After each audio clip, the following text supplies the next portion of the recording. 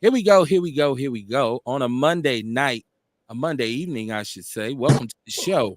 It is Outlaw Radio. My name is Kevin Barnes.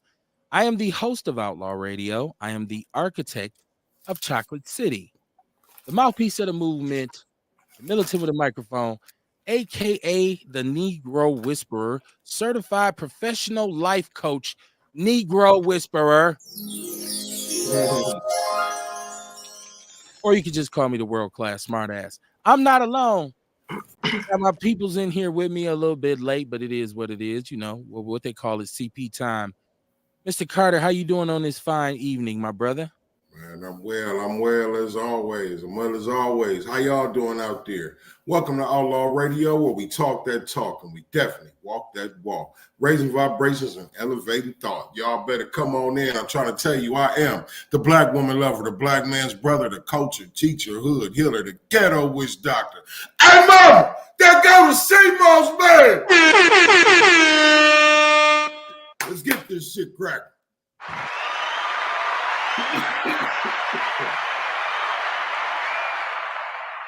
Get it together, get it together.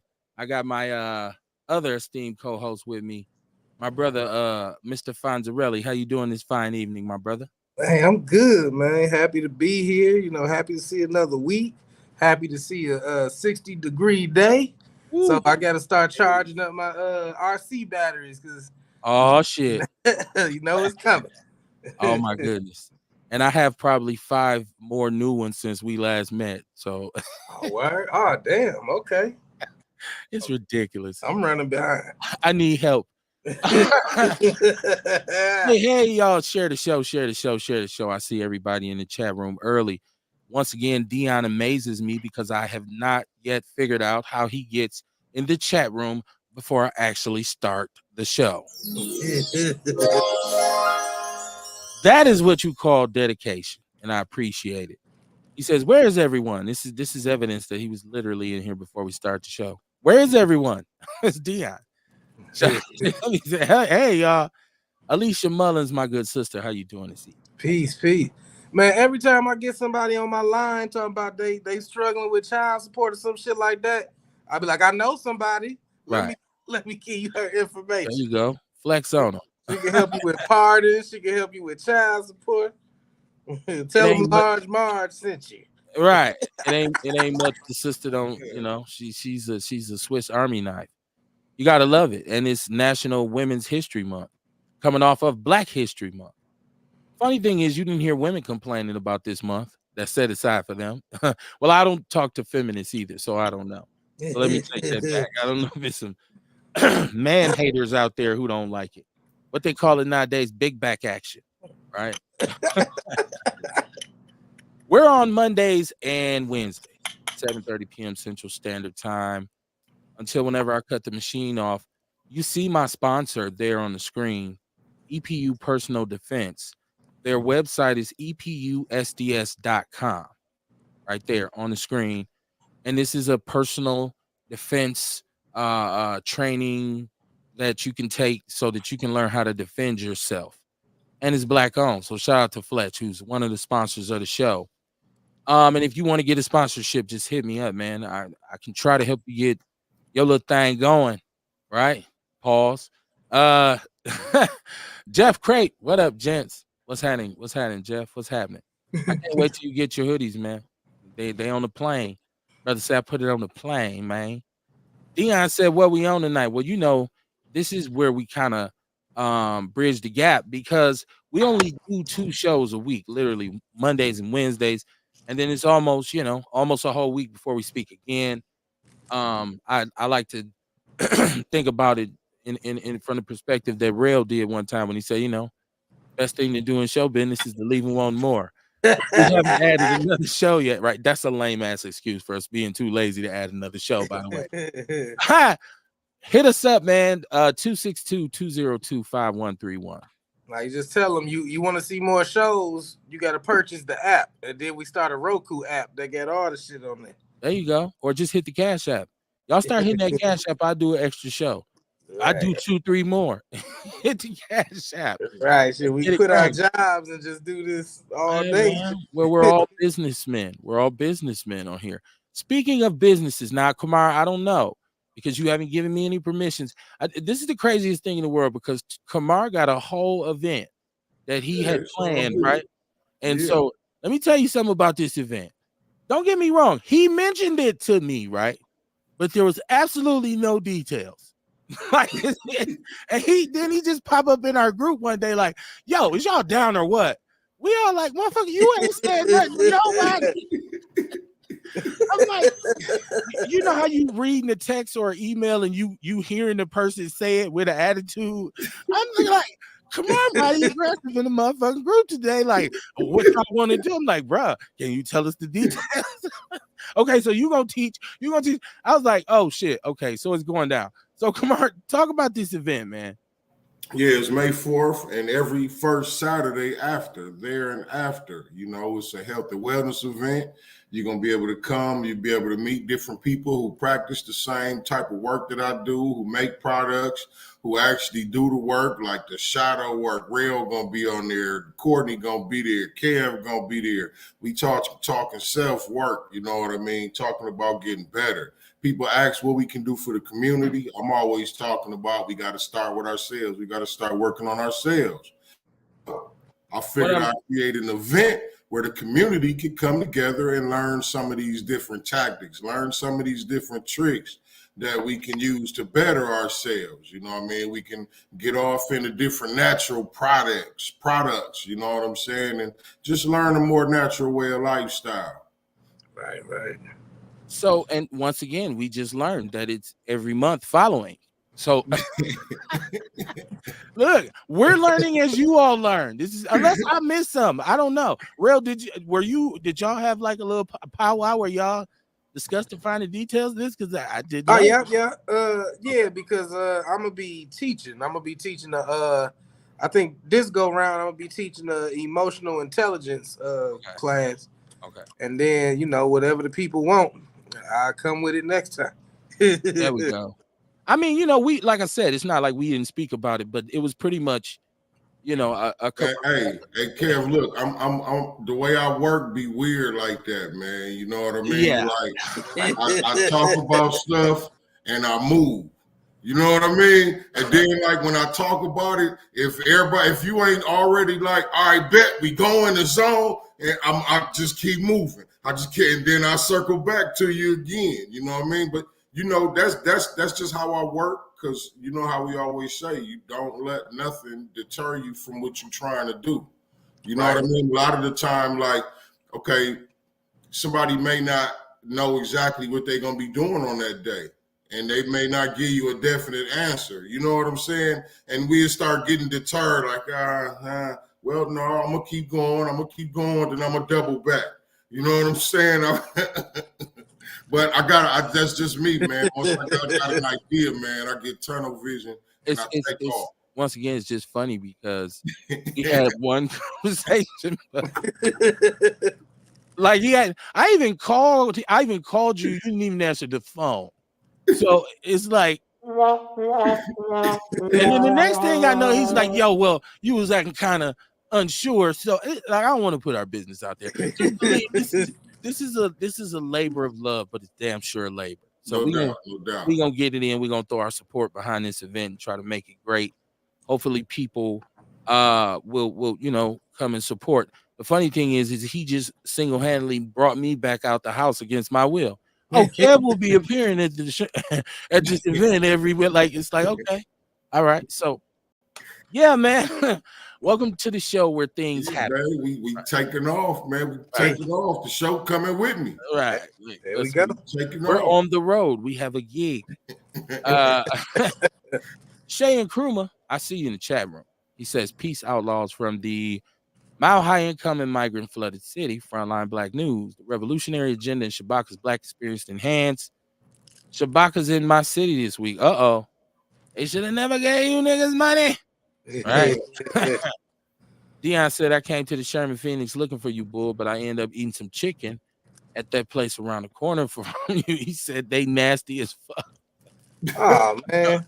We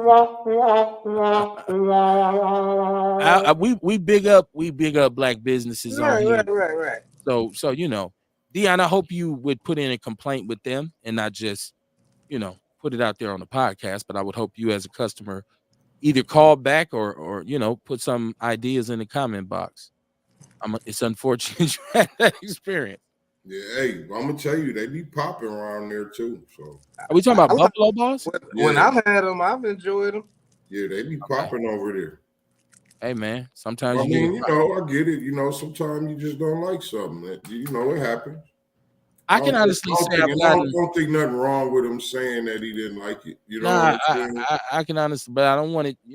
I can honestly say I've gotten suck ass meals from every restaurant that I frequent. Right. Like, because normally when you find one that's your favorite, you go there, and then you have one bad experience. You be like, "Fuck them, I ain't going there no more." Right, and then they can have an off day. Like I remember when I used to be clubbing and shit. Like, and you go to the bar, you be like, "Hey, who back there in the kitchen tonight?" Oh yeah. Right. Is it Frank back there on the fish? The chicken tonight? ain't gonna be right. Right. My thing to you would be that you probably eat at that bar too much. Like, oh no, man, that's what you do for the bar. You need a home cooked meal, right? Mama Jenkins, she said, "Good evening, Outlaw family. Let's make it do what it do. Condolences to the family that have lost loved ones, and especially to my girlfriend. Her daughter-in-law was killed on Sherman and Viller with her grandson. Oh no, by a reckless driver. Please slow down." Absolutely, condolences to that family. And then the 11-year-old young man, I guess he passed today. The grandmother was killed on the spot. Which makes it even all that more ironic that when we listen to our mayor and his state of the city speech, public safety is a priority. It's one of our priorities. And like I stated on the show last week, it really hasn't stopped. It hasn't slowed down. Your bump outs were a terrible idea. Let's talk about it. That's what we somebody brought dude up on my phone call today while I was doing the app. It was a disabled guy. He was like, "Yeah, I've been disabled 50 years. Something fell on him at his job 50 years ago. He's 77 now." He was like, "And here I am struggling to get food stamps because I get too much on disability." He said, "But then they raising taxes and giving themselves raises." He was like, "That raise wasn't supposed to go to them." He was like, "That he was like, that's supposed to come back to the community, to the people." This was a white dude on the line. But he was like, "They ain't supposed to give themselves raises after they raise our taxes." Like, I'm struggling because I get disability and you telling me I can't get food stamps. And he giving himself raises down there. It ain't right. Then he said, "You think it's right?" I said, "I'm on a government phone. I can't." Right. No, it's fucked up, man. Shame on them. Right now, nigga. Shame on them. I'm finna go to lunch, y'all. Like, come on. Like, yeah, I hear you. But I'm saying, like, so with every piece, economics is part of this, and it's election season. So if you're listening to the show, first of all, there's a phone number, 262-202-5131. It's scrolling across the bottom of the screen. You feel a certain way. It's voting season. This is the time when they're asking us for our votes. They're pandering to us for our votes. And I'm gonna talk about the president's State of the Union address and see how comparable it is to the State of the City address. So we'll get into that, but most definitely, Mama Jenkins, that's like it's tragedy after tragedy in Milwaukee. And our leadership just has no clue. I'll talk more about, like, even I was speaking with Robert Miranda last night. We were just laughing at the way this man like even talked about the housing authority. You know what I'm saying? And said, "No, I think they're doing good. I stand behind them." I'm like, bruh, they got a whole third party appointed by the feds running their business today because they were committing fraud, according to the feds. But you believe in them? I heard they're doing better. Come on, son. Like, so this is kind of shit we gotta talk about, man. And yeah, public safety, man. Come on, really? What it's worth a conversation. Let me see. Dre Day is in the chat room. He says, "Yo, Kamar, I'm getting in touch with you about adding a wealth aspect to your event. I'm starting a health and wealth movement. Oh shit. The thing he ain't doing English classes, I would It say. works, man. That fit for wellness in our community, man. You know what I mean? Financial wellness. Financial wellness. We need Shit. that too. Come on with it. Yeah. Health and wealth. Health and wealth. Health, Very wealth, interesting. prosperity. There you go. Health is wealth. Without health, we ain't gonna be able to enjoy the wealth we acquire. Mama Jenkins said at least that restaurant had some chicken. Popeyes don't even have chicken or sides. Sometimes you pull up to Popeyes, they be like, we ain't got no boxes. Is it okay if we just put it in the bag? Hey, you know what? Usually if I'm in the line and they ain't got shit, I be like, man, they need to close this motherfucker down. But then I seen a post by Truman today that was like, shit, if you got a business, keep your doors open even if you ain't got nothing, because you got to be operating your hours of operation. So it gave me a new perspective on that shit. So I was like, you know what? I guess I can't say Popeyes need to close when they out of chicken, because they got to at least be open to tell people they out of chicken. Right. Well, do you want some nuggets? I mean, what? Like, we just ain't got no chicken. We got some other chicken kind of shit if you want some. Right? We got some beans and rice. Right. If you want some coleslaw and some biscuits and some jelly, like it's wild like that. You know what I'm saying? So, or you got to have exact change, or we ain't taking nothing but it. Like, this is real life. But KFC is disappearing. If you're watching in Milwaukee, I'm saying this because I'm a big back and I grew up on Kentucky Fried Chicken, and they're disappearing. Don't nobody really eat those. Well, it don't taste like it used to. Right? I hate to be that old dude saying that. In terms of the leaders, Mama Jenkins says, I keep saying vote the people out of office. We can vote them out of office, but we need qualified candidates to, fill their spots. Man, we need people to vote. That's gonna get them out of office. Yeah, but when we say vote, people say, Kev, who I'm supposed to vote for? Who am I supposed to vote for? Right. They go vote for the name that they heard the most. Right, because they say, well, if I don't vote for Mayor Johnson, who I'm gonna vote for? Like, right. And we got this thing with partisan politics. So a lot of us still ascribe to the fact that, well, I don't want to vote for Republicans, or I don't want to vote for Democrats. So it's that. And so we really have to adapt kind of like a people over party mentality. I feel like we do. And then we need to start putting our people in position. Once again, I think one of our biggest issues, and this is just my opinion, you're welcome to call in, get in the chat room, and contribute to the conversation. I personally believe that we need to play the game. And I know a lot of Black people won't agree with me. When I say that, what I'm saying is we need to form Black special interest groups. We need to form Black political action committees. We need to form Black lobbyist associations and put our people into place and buy our votes just like they do and sell our votes just like they do. You feel me? Instead, we sit around complaining, right? It's just like economically. We complain about how everybody mistreats us in this country, in this economy, but we don't take a hard line stance on empowering ourselves with Black economics. What the fuck is Black economics? That's what somebody might say. You got to think about it, because when it comes to money, it's either going out or it's coming in, right? It's one of the two. And so we don't take account what goes out and where it goes to, because we support everybody except for us. And that's just the truth. There's a lot of factors that tie into it. Of course, you say, Kevin, what am I supposed to do? I go to the grocery store, I get my groceries. That's fine. I understand that. But I think we need to be asking questions of all these $1 million Negroes, from athletes to to actors, to singers, to whatever. Where's your contribution? Right? Because why aren't you creating these opportunities? There's only one Magic Johnson. I was told the ultimate power of the Black dollar comes into effect when it's employing and empowering other Black people. So when Black people create money and it empowers us, I feel like that's part of it. So that's just my soapbox. Hey, Kev, I agree with you 100%.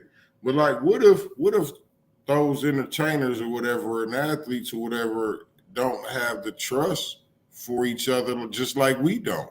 Right. You know You what know I mean? what? Maybe that's one of the reasons why they ain't really, you know what I mean, bust no move. I'm actually glad you said that. I'm gonna tell you why, because I don't want to use them. Right. Let me rescind that. I don't want to use them. I guess I was trying to use that as a metaphor for there are a lot of rich, Yeah, wealthy black yeah, people. that's what I said. I agree with you. I agree with you Yeah. 100%. I was just saying, like, because you know how we always talk about how, like, black people don't trust each other. We got to learn how to trust each other. If we did put our money together to be able to pool some money for a vote or something or a bill, you know what I mean, to get put into a law, like, who we going to trust to hold the money? Like, you know what I mean? So if I was an entertainer, I'm thinking, like, who can I really trust to get his money to? So Because look how many motherfuckers go file. We talk, Doc, well, I see that he got to school now. I was just finna mention Dr. Umar, but I see he got to school now, but it's been years. Like, so I give my money to somebody, man, and 8, 9, 10 years pass. You know where's what I that? mean? That don't exactly build trust. So okay, I guess my example would have been more like you take somebody like Bun B, right, who has Trill Burgers, Right. which the way it's popping, it looks very successful. And so you have other individuals who got money. You got athletes, you have whatever people he might encounter. Where's the investment to say we're going to make this a nationwide franchise and put put mandates on what we do? So we're coming to community, we're going to hire young black people, we're going to pay for them to go to school, we're going to make sure we're going to give them bonuses for being good people, we're going to encourage them to become business people, right? And that's just one piece. So because look at the franchises, McDonald's, Wendy's, Burger King, all these franchises we go to and spend money with. Yeah, there's some black proprietors, franchisees, but where's the black national franchise? You telling me it couldn't be a soul food national franchise? We buy chicken and fish from Arabs in Milwaukee. Explain that to me. When you got the Milwaukee Bucks right here with I don't know how many young black millionaires, and man, all they got to do is throw. Hey, man, you see? Do y'all understand what I'm saying? Definitely. And it's not even just them. Okay, it's us too in our communities. Why are there not more co-ops? I get the trust factor, Kamar, but when we're talking about business, business is business. So we ain't doing no handshake agreements. Hey, look, It's all this official. right here, what I'm working on this event is basically like a co-op. Okay. You know what I mean? Like, you know, the Coogee Chagalia co-op that I've been in. You know what I mean? Like, it is different businesses, different people that is doing stuff that's working at it. You know what I mean? Like, maybe these are some of the type of organizations the people with money could put the money into. But then again, we still got the trust issue. All this to say, and I want to get back to the political aspect of it. Let me shout out to Mary Angel. She said, until we come together like illegals and other cultures, we're not going to see a real solution. Well, this is true of anything that stays discombobulated is going to, it's going to stay discombobulated, right? It is what it is. But I'm saying the path to prosperity leads to us, instead of crying and being victims, becoming participants. And I know people might think that sounds crazy, but what I'm saying is we all know how we've been shortchanged. Right now, look at this. We're talking about judges. Are we aware enough of who our local black judges are so that eventually we could put some money behind them and say, let's put you on the Wisconsin State Supreme Court? You see what I'm saying? With we got Uncle Thomas, Clarence Thomas, and whoever the sister is, shout out to her, at the Supreme Court. We ain't thinking every day about the impact that those judges have on our lives because we're not playing the game. We want to vote. I'm gonna vote for my favorite alderman. You ain't even thinking about who's sitting up in Madison, right? You ain't. States have individual rights, independent of the government to a certain extent. It's all about civics. I think we have to understand that. And I think until we get a whole understanding, we're still going to be fractured. We gotta understand this whole game, from how the economy works, how the justice system works. You see what I'm saying? And then, of course, as black people, we understand already to a certain degree how the spiritual aspect, how the soul part of it, how that kind of thing works. But we lacking in those other areas. Jesse said, I want my money back that he donated to Dr. Umar. That school still ain't up and running. Is it not running now? Well, Like, I don't know if it's running, but I have seen video of him at the school teaching about it. Like I saw they was in the gym at the school, you know what I mean? And he was talking about the different stuff with the different pictures what he had on the walls with that meant. So like I think the school is there. I don't know if it's running or you know what I mean. They didn't show no kids or nothing. So. Let me find out he was at the Y. You know what I mean? Goodness gracious. I was fortunate enough to hear Dr. Umar speak one time, and it was a mixed bag for me because I felt like in certain parts, and I'm not gonna go into this because I don't want to try to put another brother down, but I felt like there were some inconsistencies in some of the stuff he said early versus some of the stuff he said later. And so I was just like, are you running out of shit? Because you kind of contradicting what you said earlier, but that's neither here nor there. I didn't donate no money. He sold a lot of books and DVDs though. Ace says the trust issue comes from self-hate and the brainwashing by the white supremacy culture. We have had people try to make a difference, but we get sabotaged. It's time for us to go on the offensive. I think that's kind of like what I'm saying. Like, okay, you've tried something and it's failed. So do you just quit? What do you do when you try something and it don't work? Either you try it again or you try something different, but you never stop trying.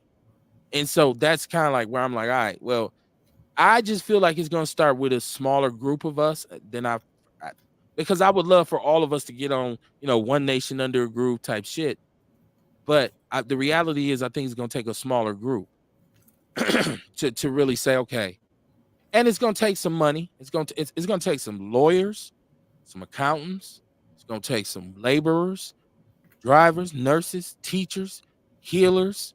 You see me? It's going to take a bunch of the people within the fabric of our community for us to get it going. But I definitely believe that we should stop just crying about shit all the time and start doing it ourselves. Mm-hmm. The white man ain't finna change no time soon, right? So why not? Right? Like, I mean, they play dirty politics. We know that. But what they do is they always put themselves in position. You look around, one of them is damn near in every room, pretty much every room. It's one of them there. Think of how many rooms there are and we're not a part of it. It's so many still in 2024. So yeah, I just think we need to, get up, man. And I'm not, trying to be corny and shit. Somebody get up. I'm saying I'm black and I'm proud. Right. I'm seriously saying I'm seriously saying, man, like, let's be more active in we don't prepare right now. Our biggest faux pas is our investment into our young people. And I know, shout out to all the kids, because there's a lot of kids who trying to get it in. They going to school, they trying to, they coming out of school, they going into all kinds of different career fields. But we got to get our kids better prepared to be players as well. We got to end this whole I graduate from school and I can barely read shit. That has to stop. That has to stop, man. I'm serious. So yeah, let's see. Chat room. Jesse says Mike TV on YouTube went to the school in Wilmington, Delaware 2 years ago. 2 years in a row, he said, and went back this year in 2024, and it's still not up and running. Ooh, Umar, you owe some people some bread. Quentin Gladney. He said, is that my boy? Talk your shit. That's Quentin, I think. Okay. Yeah, that's my homie there. That's okay. I was about to say, I don't think I know no Quentin now.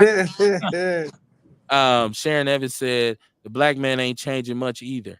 Hey, shot in the dark. Oh, Listen, I but honestly think I think real shit, like when you start hitting a certain tax bracket or when you start talking like you got some sense, I think you go on one of them watch lists to where it's hard for you to do. I forgot who said it, but I heard somebody say before. I think it was Dr. Umar. there we But go. he was saying how the rich black folk of America, they do shit outside of the US because it's safer to build a school in Africa type shit. You know what I'm saying? Because if you get to making too big of a difference in America, some scandals might come up on you or something might happen to you. So I don't think it ain't that folk don't want to help out. They might be like, shit, me helping out might fuck it up for me and potentially cost me my life. I don't think, and I might be wrong, I don't think the brothers that are CEOs of Fortune 500 companies right now, and there are brothers and sisters, I don't think they communicate with the other side. I think they do business strictly with other white people. I don't think they're looking for, they're going for a tax write-off. I'm going to go inner city school, I'm going to go junior achievement, some shit like that, right? I don't think there's a real investment because we don't take each other serious. When like if I go to around now and say, man, I got a co-op, I want y'all to, man, I ain't giving that motherfucker shit. You ain't finna be riding no new Benz on my money. Like but now let a Jewish dude come around and say, hey, we're giving you all a chance to invest in your own communities and have a, oh shit, man, I just joined X thing to X thing, man. We take them serious as a motherfucker. He said, this is Ace. Said it ain't just the white man. Everybody hate us, and we haven't had a slave, took anybody's land. We haven't bombed anybody. Yet everybody raves and hates us, and they love the white supremacists. Ooh. Sharon Evans said the black man ain't changing much either. I disagree, Sharon. I disagree. I think the black man is a work in progress, but I think the black woman is too. I think people in general are. Right. I don't think there's no race that's 100% there. Because I'm guaranteeing you, if you bring a white woman in here, she got as much shit to talk about white men and Puerto Rican women and Asian women in general have a lot of shit to talk about their men. I think that's pretty much a fact. I think you see what you are type shit. Like I was in a Facebook group earlier today where they, of course, posted one of them videos about gold diggers type shit. And I was saying, like, one of the reasons we haven't really been able to come together and figure out how we gonna rebuild the community and the nation is because we still haven't gotten beyond the 50-50 gold digger shit. Like, you know what I'm saying? Like, we can't do nothing exponential like building back Black Wall Street when we ain't even learned how to build back our own fucking homes yet. Like, you know what I'm saying? So it's like, I'm like, so I said in the group, I'm like, I really don't have these 50-50 conversations or gold digger conversations because I hang amongst gods and goddesses. I'm like, we beyond that shit. We give knowing that we're going to get that reciprocity. But okay, I like that. I feel like people who get off into that 50-50 stuff in survival mode. They trying to figure out that, and that's definitely what it is. And that's the fucked up. It was this dude, what was his name? Maslow. There's a psychologist, Maslow's hierarchy of needs. Right. Maslow. And the very ground level is survival. Mm-hmm. But it's 6 more fucking levels above that shit. Right. But we never get out of that survival. So you absolutely right, fam. We in survival, and when you in survival, if you drowning, sometimes you might want to think you wouldn't, but you might push somebody else down just to push yourself up. Yeah. If you don't know how to swim type shit. Yeah, because you just survival mode. Just survival. Instinct. You would do all kind of immoral shit. You would do all morality go out the window. Right. If you in survival mode, ain't no morality. Right. Hey, I made a post about survival mode yesterday, and I did that because I kept seeing these posts getting shared with women saying, "Take me. You want me to be? You want me to submit? Take me out of survival mode." Oh, And like y'all saying this shit like it's a flex. Right. You know what I mean? Survival mode. Do you know what you're saying about yourself? Don't no man want to be with you. Well, I like the word that Rail used, reciprocity. I'm a sliding scale type of individual. yeah. If in a relationship, if you're not strong, then I have to be strong. If I'm weak, I expect you to be strong. And you never know it's a fluctuating scale. So I might be hitting a lick doing well for a while, and then boom, Right. I need for you to kick in like Errol Flynn and say, yo, here we go. So the 50-50 conversation, I have to go with Real. I don't know, I don't hang with God and them, but I'm just saying, Yeah. if you're supposed to be my woman and I need something, I ask you for it, I expect you to do it. And if I'm your man and I have it and you ask me for it, there's an expectation for me to handle that business. That's, that's what 50-50 is. Sometimes it's 60-40 your way. Sometimes it's 70-30 your way. Sometimes it go on my side. It just depends. That's why we both got to we both got to do our thing. So that shit is a conversation I don't even like. That's funny anyway. Like, come on. The bottom line is, if we can't unify as man and woman in a household, right? How the fuck we gonna unify to rebuild a nation when that's thousands and millions of people? I'm real. Yeah. I'm gonna tell you, that's a misnomer that's being sold to us as well, because I know so many married couples, such as myself, husband and wife, who work together financially. Right. She might have a bread, he might have a bread, they both might have it. Right. But it ain't about the money, because the day you say, well, if you can't help me pay these bills, you can't, I don't want to be with you. Then I know we're over. Because I got many more qualities, redeeming qualities besides paying fucking bills. Right? So it has to be that. And you have to have an understanding of that, which is, I guess, is why it's kind of good that Marvel have these trainings for this emotional maturity at the event. That's what it comes down to. And then you know what I mean, like I say, you come out of survival mode and you can still like you share like your situation. You know what I mean? That don't mean you're in survival mode because you're kicking it like that either. Right. You know what I mean? Because once the money come into the house, the money is in the house, and we paying the motherfucking bills. Right. But we circle around these same conversations about 50-50. Yeah. About just that gender. That's just social media shit, though. A motherfucker that's even worrying about it, let me know. That's not realistic, though, Kamar. Right. It's not. If you go in our community and you talk to most couples, they're gonna say, shit. We do what we gotta do. Right. You know, 50-50. We ain't got time to break it up. Right. You just got paid. Yeah, let's go out to eat. That's what all right. Let's subscribe. I feel like that's some petty ass shit. It is, and it's fake. And it be posted because it be like clickbait. But that's the thing. They tap in with clickbait for the gender wars. But so there are people getting distracted from the bigger cause because they find themselves involved in these little petty gender shit. So that's what I'm saying. Like just trying to unite and make some moves as black folk. We got to be able to deal with higher the person in our house before we could deal with the person we building a community with. Okay, so let me get the chat room, y'all. Chase says scammers like Umar, Polite, and Nature Boy make it hard for our people who are actually trying to do something constructive to help the black community. Sharon Evans said, "What's going on? A long time. How you doing, my sister? It has been a while. I'm glad you chose to come on back. Come on back home. You're an outlaw. You're part of the family. Welcome back. Pull up a chair and get you some of that macaroni and cheese over there, right?" Ace Cooley said, "It ain't just the white man. Everybody." Okay, I read that already. I think I read that. I ain't hear about that Nature Boy until I heard he got arrested. Like I didn't know who the hell that was. Still, I thought he was talking about Ric Flair. Shay said, "Say it loud." He said the irony. Quinn said, "Nah, facts." Okay, this is his Cash App.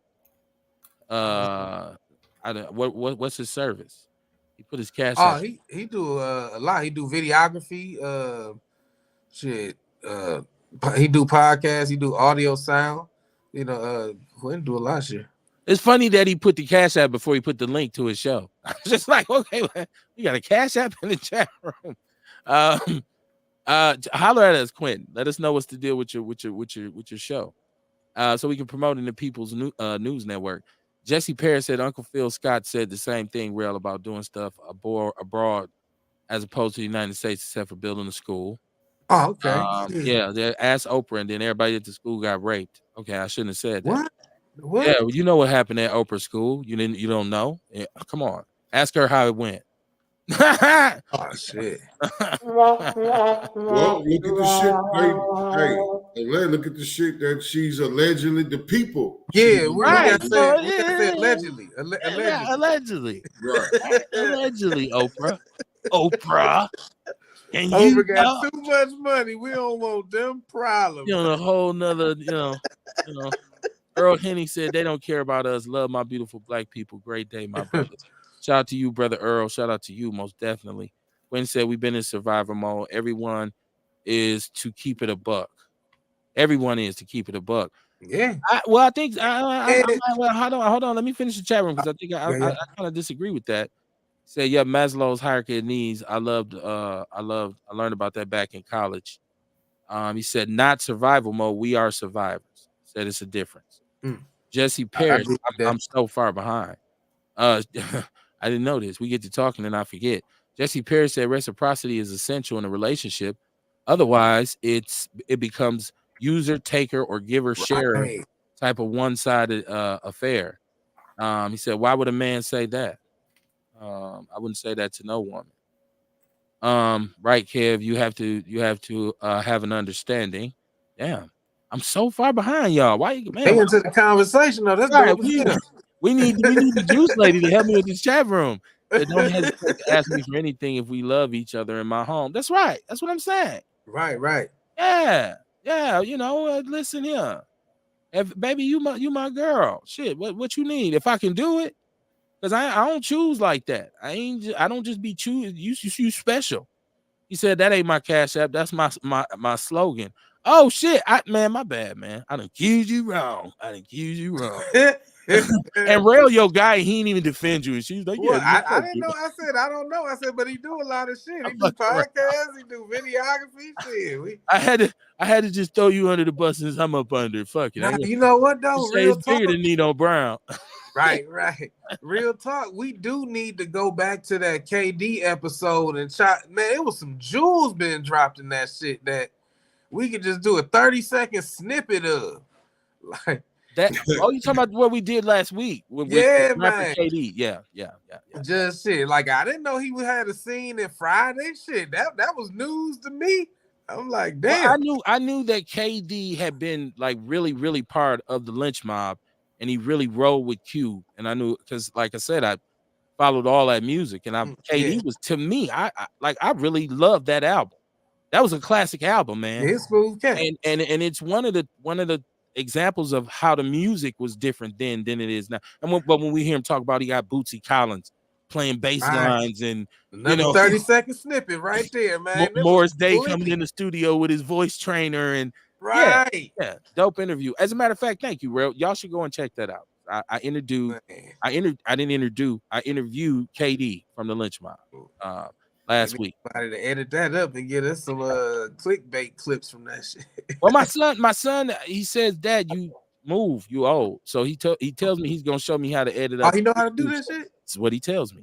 That's dope as hell, man. See, both of my kids is cold with social media, but they don't want to work with Dad, right? Like it's like, Dad, you be tripping. That's how my daughter is a phenomenal artist. Like she logos, she draws like all this stuff.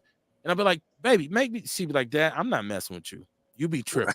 Because she's an artist and she's so sensitive. If you make any suggestion about her art, she gets pissed. You say, do this for me, and she give it back to you, but like, well, I wanted a little bit. She'd be like, nah, see, that's why I don't like doing stuff for people. Yeah, I went to school for art. That was my major for 2 years. Because I was going for graphic design. Okay. And I had a class where an art teacher and like shit, don't be like me. Don't let no motherfucker discourage you. My mouth getting dry and shit. But I was in that class and I had to show my portfolio. And the teacher at the end of that shit was like, you know what? I think you probably be better off as an art teacher. Damn. So I was like, wait, in order to get into the School of Graphic Design at UWM, you had to go before a board and show your portfolio to get accepted. I'm like, so if this teacher think that this shit ain't shit, I'm like, I ain't about to dedicate 2 years to this and not get accepted into the School of the Arts. So I'm like, man. That's sad. That sounds like the teacher telling Malcolm colored boys can't be lawyers. So yeah, like back then I didn't really know myself like that to the point where I did allow somebody else's opinion knock me off my square. But yeah, I love art, man. I love photography, all that shit. Yeah, we'll get it. I'm gonna see. How it be. I'm gonna see when she comes back what we can work with, because she'll be done with school. So I'm gonna see what, because you know she's some phenomenal. I'm trying to tell you. Man, I'd be tripping all the time. Like, you did that? You drew that? Like, you? It's like, yeah, Dad. What are you talking about, dude? What's going on? So but who else is in here? Quinn says, but it is as well. I guess it is his Cash App too. He said, but best of the best TV.com. Okay. He said you got to read the comments as they come in. Man, I'm playing piano and singing at the same time. It's not that easy. Mama Gina said only the strong survive, but you got to know the boundaries of each other. In my house, it's called understand and need and what's needed. And she said respect of each other. There we go. There we go. Okra, allegedly Okra. He said somebody's security guard was with the mob. Whose security guard was with the mob? I gotta pick up on that. Was that Ice Cube or something? I don't know. We be talking so much shit. That's what I'm saying. We going so fast. I don't even know what part of the conversation he's on. We might be totally, But yeah, listen, I want y'all to know too. There is a referendum, and this is once again for my people who vote. There's a referendum on the upcoming ballot for a $252 million increase of funding for MPS, Milwaukee Public Schools. I encourage you to say no. I'm gonna say no. And I'm not going to say, well, if we don't, it's gonna hurt the kids. I think the kids are already being hurt by our public school system. And when you look at the truancy rates, when you look at the achievement gaps, when you look at the disparities and I know people can criticize standardized testing all they want, but I don't think they should get $252 million more dollars. They have a $1.5 billion budget. There's money missing. There's misappropriation of money. Right now, Miss Beverly brought up when she brought Gerard Randall, and he was taking a couple mil home a year for a one-person social service agency. It was him. This is what they've been doing with the money they have.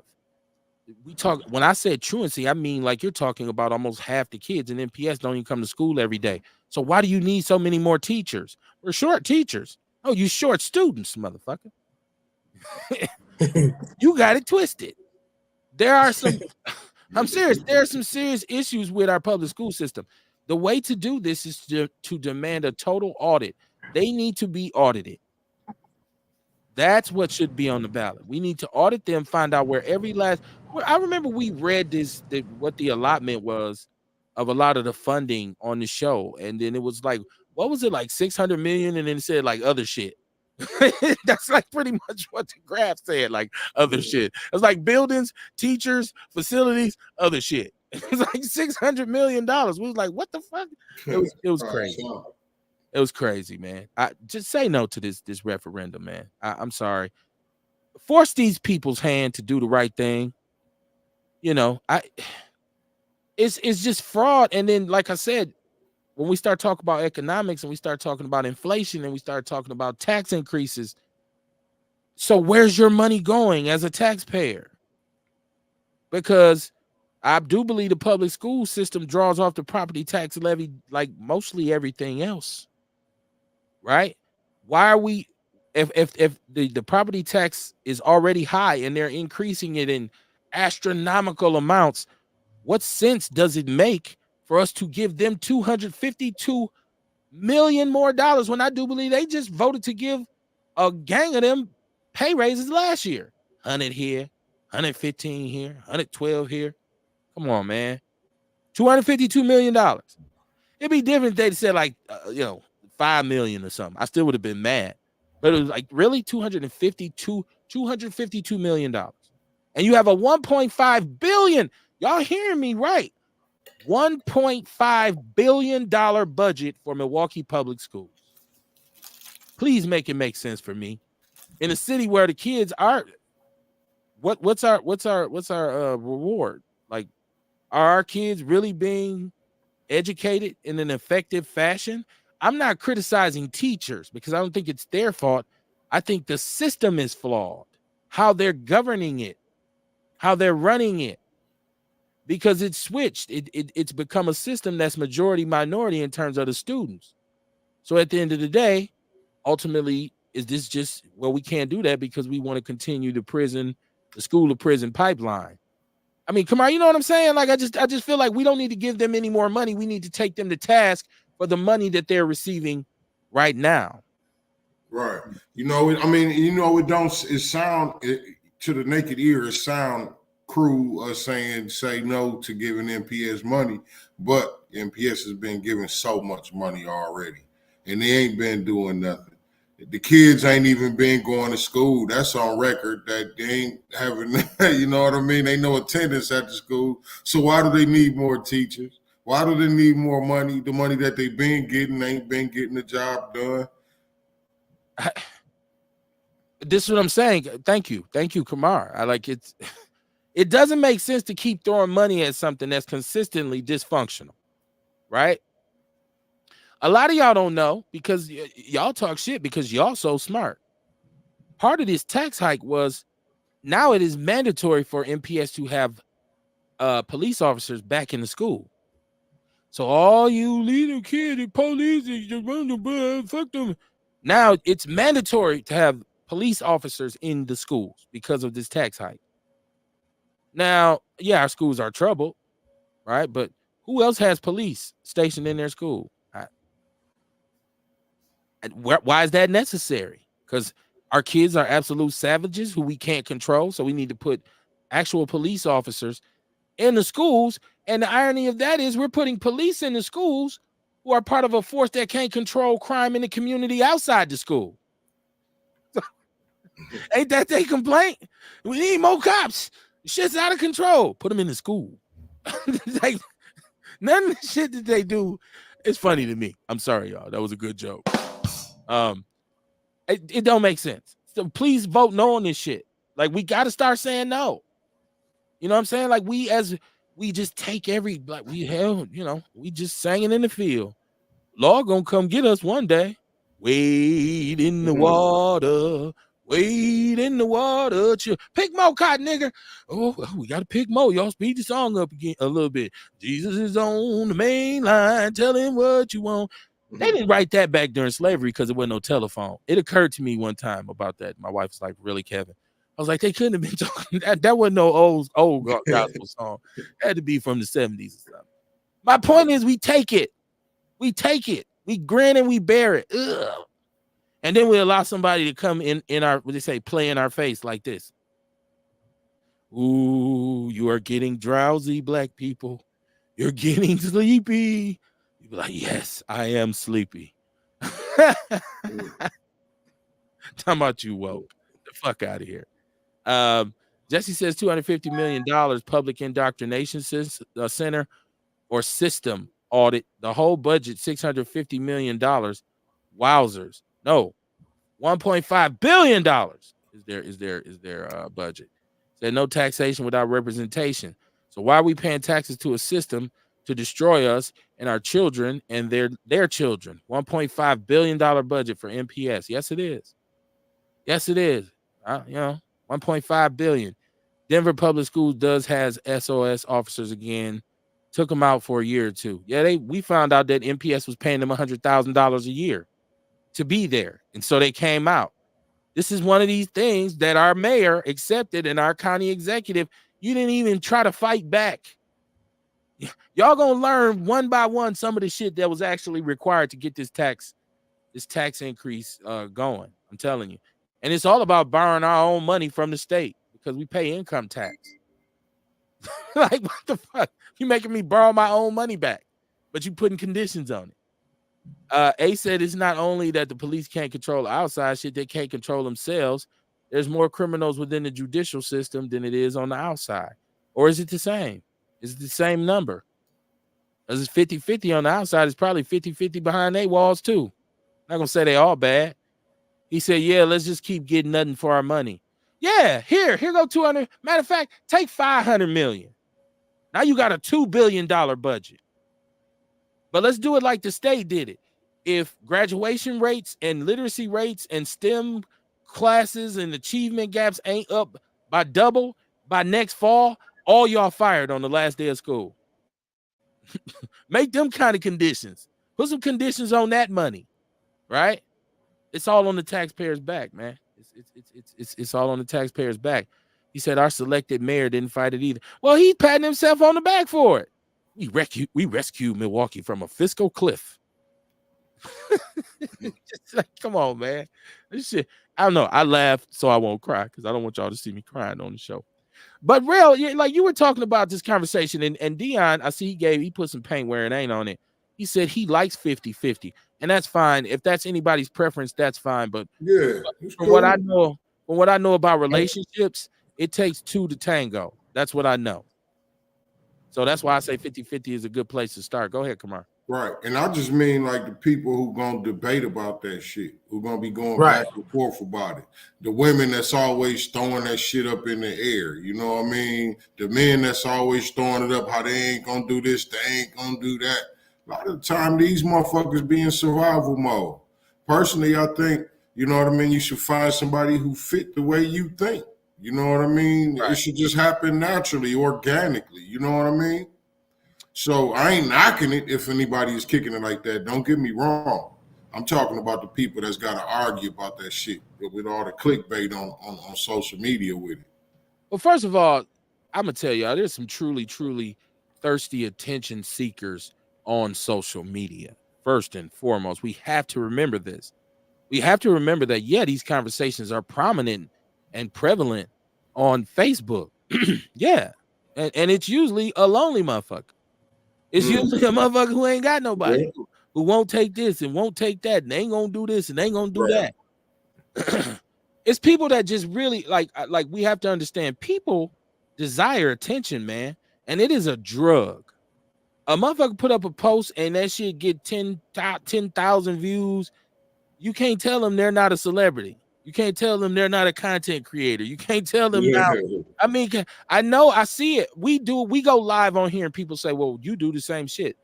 I'm not doing this for vanity purposes. I really just enjoy the conversation and spreading information to people who may or may not know about some of the things we talk about. And if they do know it, pitch in. This shit ain't all about me.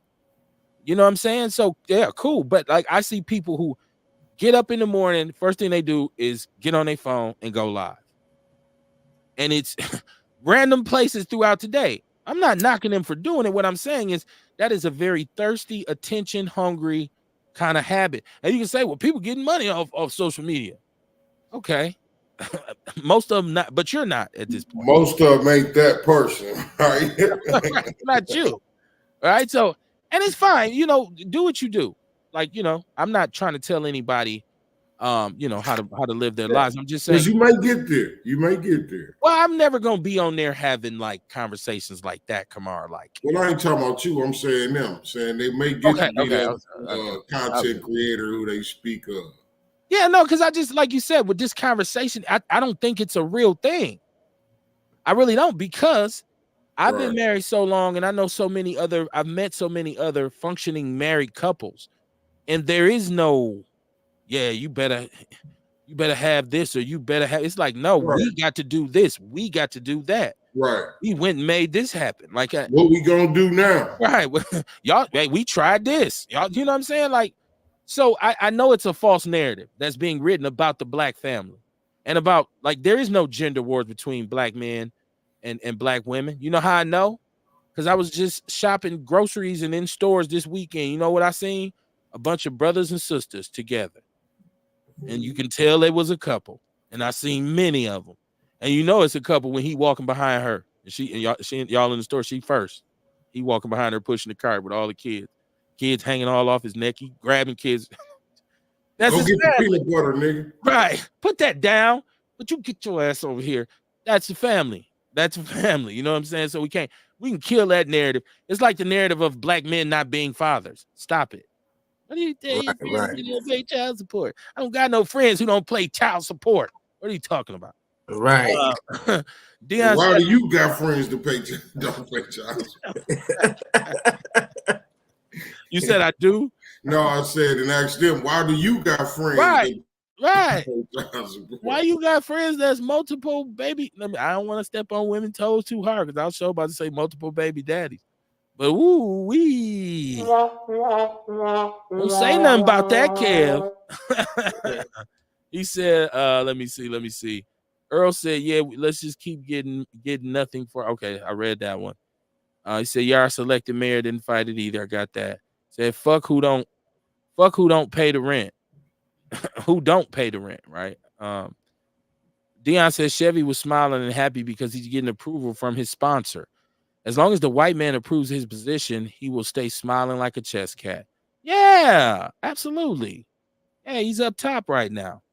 Chantel Gwen, how you doing, my sister? She said, hello, Outlaw Radio. How you doing? How you doing? Y'all share the show. We need the numbers. We need the support. Share the show. Share the show. We're trying to get to a point. It's trying to get this thing built up a little bit. Ace says gender wars is a feminist lie. White folks don't understand the strong personality or the passion of black people. It scares them. Does it scare them? Y'all think it scares them? I don't know if it scares them, or maybe it does. I don't know. It's kind of funny for me to say white people are scared of us, because I'm like, nah, I don't think they are, because they are the feds, they are the CIA, they are the FBI. You know what I mean? Like they control all these entities. They don't really have no reason to be scared of us. Deion said we truly don't have no independence or an identity. We share the oppressor last name, and Africa was even named after a European. We have to be able to break away from the oppressor. I still have my government name. I'm very proud of my last name. And while I do know that it was given to us by a white man, I think that my father and my grandfather and a lot of my uncles wore the name well. And I think that it's worth carrying out of respect for their lineage.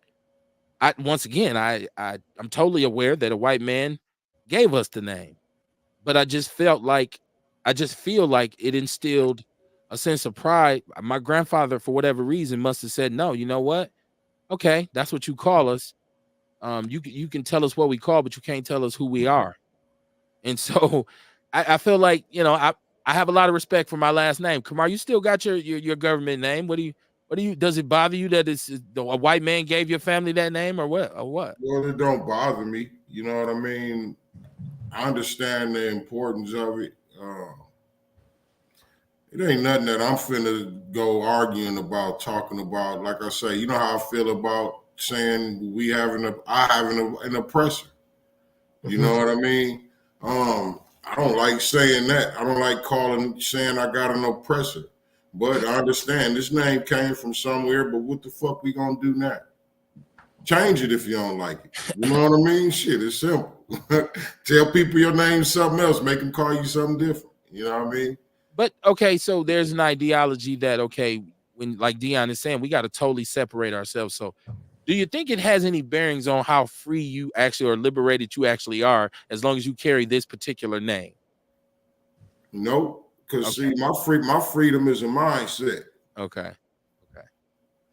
I understand having a free mind, you know what I mean, is way better than anything that they talking about out here as far as being free. Okay, so it ain't just about some name on a piece of paper. Nah, man, it's bigger than that. I'm a whole fucking spirit. I was a ball of energy, you know what I mean, before I was here on earth. Right. Just don't call me late for dinner. There you go. And Call me have what you want. Just and don't have call me some late for dinner. vegan entrees when he Yeah, gets there. you know what I mean? And have some vegan. What you say your name was? Hey, this is for you. You got your name on it. Well, what you think, man? Because I know you're, when we start talking about this whole black existence, the name, that name got my daddy blood on it. What you think Well, about it? yeah. Well, shit, I got my name across the back of my shoulders, and it's I designed this an ambigram, so it says Jefferson when you read it left to right, but when you read it right to left, it says salvation. So them the two things I carry on my back: my family's name and my faith. You know what I'm saying? So that just keeps a reminder of me because I'm from a time where you was taught not to shame your family type shit. Mhm. Yes, sir. You know what I'm saying? Yes, sir. Like that, and it keeps me mindful of that. I say some crazy shit. I do. Right. Especially on Facebook. I know I post a lot of You do. things that You do. You do. I do that to do it for people who too scared to do it. It's like, okay, y'all can live through me. Y'all can like it. Y'all can share it, but y'all can just act like it came from me so it get y'all, so y'all can do it. But I try not to say or do anything that brings shame to my family, and that keeps me mindful of it. I know that, and like I said, my last name Jefferson, so shit, I might actually be related to dude because he had plenty He kids. was an infamous rapist. Yeah, so and I could understand the one side where it's like that was the slave master's name, but shit, it was my father's last name, it was his father's last name, and at least those two that I know, I'm proud to take it from them. Okay. Okay. Earl says they have the guns and they teach their kids how to use them. Yeah, we do too. we, I once again I don't like because we hear so much negative stuff about us. We have to understand that there's some realities to some of that shit that don't coincide. A lot of what they think we're not doing, we are actually doing. A lot of the stuff they think we don't know, we actually do know. We are aware of it. But after you are aware of something, then you have to act on it. And I'm waiting on the action part of this thing, right? John Fletcher said, "Word, freedom starts in." That's how you say I read it. Word, right? Like, freedom, freedom starts in the mind. You're the only one holding yourself back. Keep it pushing. Right. Yeah, and that's that whole mental reconditioning. And this is another thing that makes this whole experience very, very interactive for you because Kamar is talking about having an event where you got to do shadow work, right? And every time someone says that, somebody next to me who don't want nobody to know says, "Hey, what that mean?" They don't want no because you said they be like, "Yeah." They be like, "Hey, what is that? What is shadow work?" Somebody explain shadow work to me. It's doing the work. It's doing the work on yourself. That don't nobody else know but you. You know Okay. what I mean? You find them dark spots about you, them dark places. Them, you know what I mean? And you work on it. You fix that shit. Okay. That's what I feel like. Real, you can explain it better than I can. Oh no, you had it dope. It comes from Carl Jung, his Jung in Psychology, where he states that everybody has the shadow, which is like the unconscious, subconscious them. There's the ego and the persona. There's who you are, who you project to the world, and then who you are that you're not aware of. So with the shadow, what I liken it to is going into a dark ass basement. You might be scared to go, but it might be some valuable shit down there. Cause like your shadow is parts of you that you repress, Right. parts of you that you reject. But there might be something about you that you repress or reject that may be where your wealth lie. Like, okay, Right. say if I was singing this shit as a kid and my father be like, "Boy, stop all that jumping around and singing like a girl." So I'd be like, "Damn, okay, I guess I just won't sing again." You know what I'm saying? So That's now, what daddy say. That's what girls do. type shit. So now, even when you see other people singing and jumping, it's like, why that nigga singing and jumping? That's some gay ass shit. It's like, no, you're projecting an aspect of you that. So shadow work is just kind of delving into inner parts of you, reviewing past traumas and things like that helps you identify why you may be like, if I could be like, why I hate liars, or I don't hate liars, but why I dislike liars. And it's because when I was younger, I was a very manipulative dude. I could always speak very well. So that's why I don't like manipulators, because it's a part of me as a child that I didn't like of me. Like, hey, you know what you should do? You should ask no, I ain't even gonna finish. And they be like, what should I do? Man, you should ask your mama if we can get some of that Kool-Aid that I seen. And it's like now saying that shit out loud, it still kind of trigger me, because it's like, damn, I do not like finessers, but that's because that's a part that I identify in my childhood that I pretty much have to accept and be like, yeah, you was that nigga. But now you finesse people into being a better version of themselves. Okay. So finessing ain't bad. It's how you use the finesse. Right. So that's your intent. Right. So that's how you kind of do. Like, I just did a whole shadow work session in front of you type shit. I see. I on the because you can finesse to keep the peace. Exactly. You know what I mean? You can finesse to keep the peace. And that's finesse what I a lot of the time to avoid confrontations with people. Right. You know what I mean? So yeah, you ain't gotta be a manipulator. It's all about where's your intent when you're doing what you're doing. Right. So thank you guys, by the way.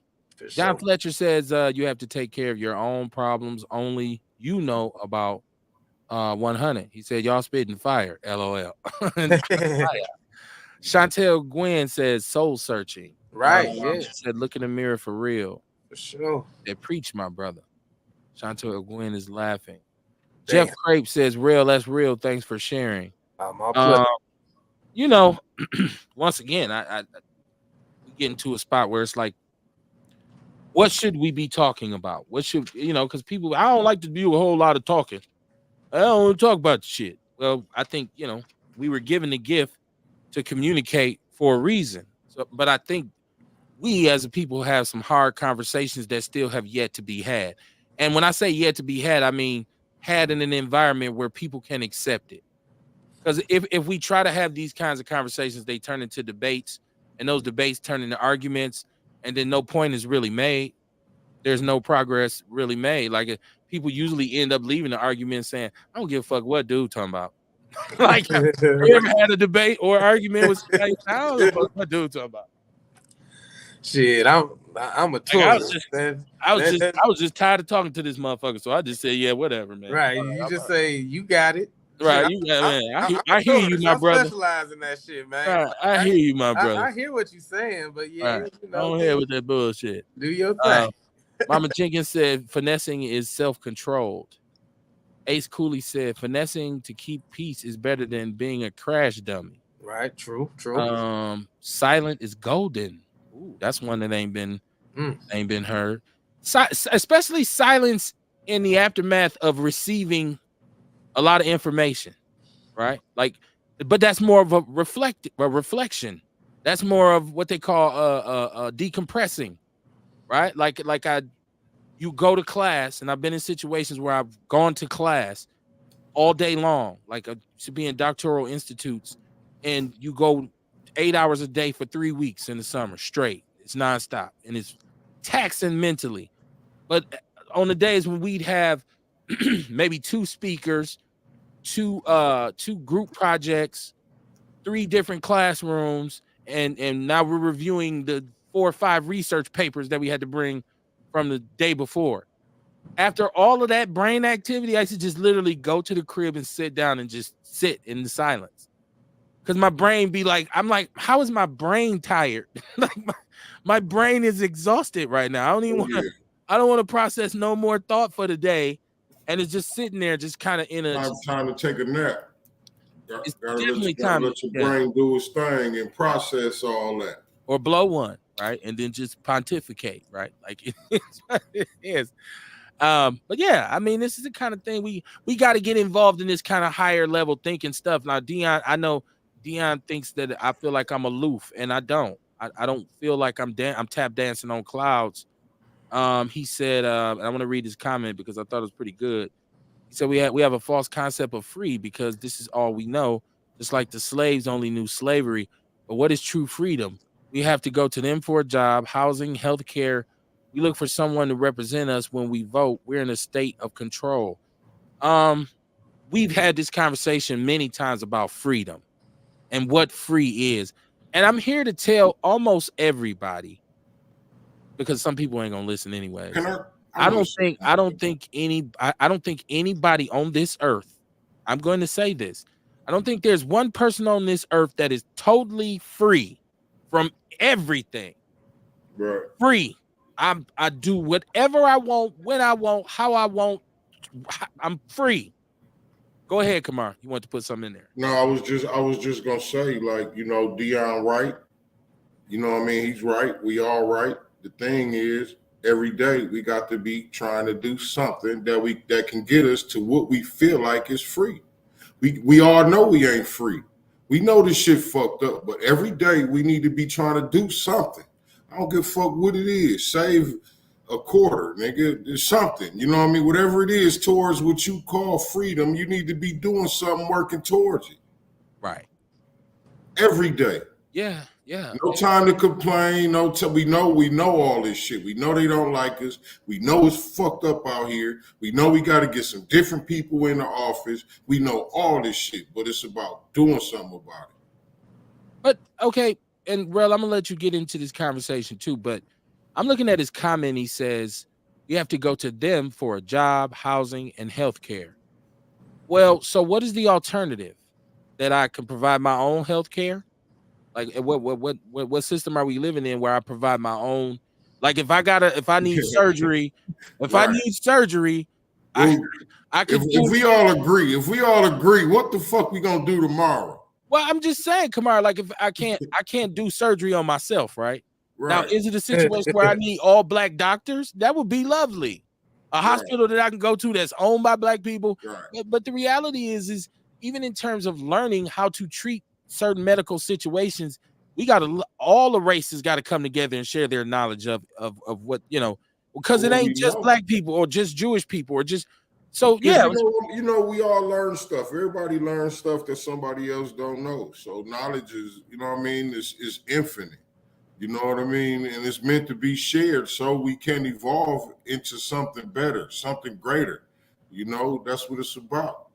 I always feel like the nature of mankind is one unique thing about us that's different from even animals is that we have to coexist with each other. Animals can go and live in a part of the jungle by themselves for a long time. The tigers don't really need to fuck with the lions. Alligators and crocodiles don't need to have no summit.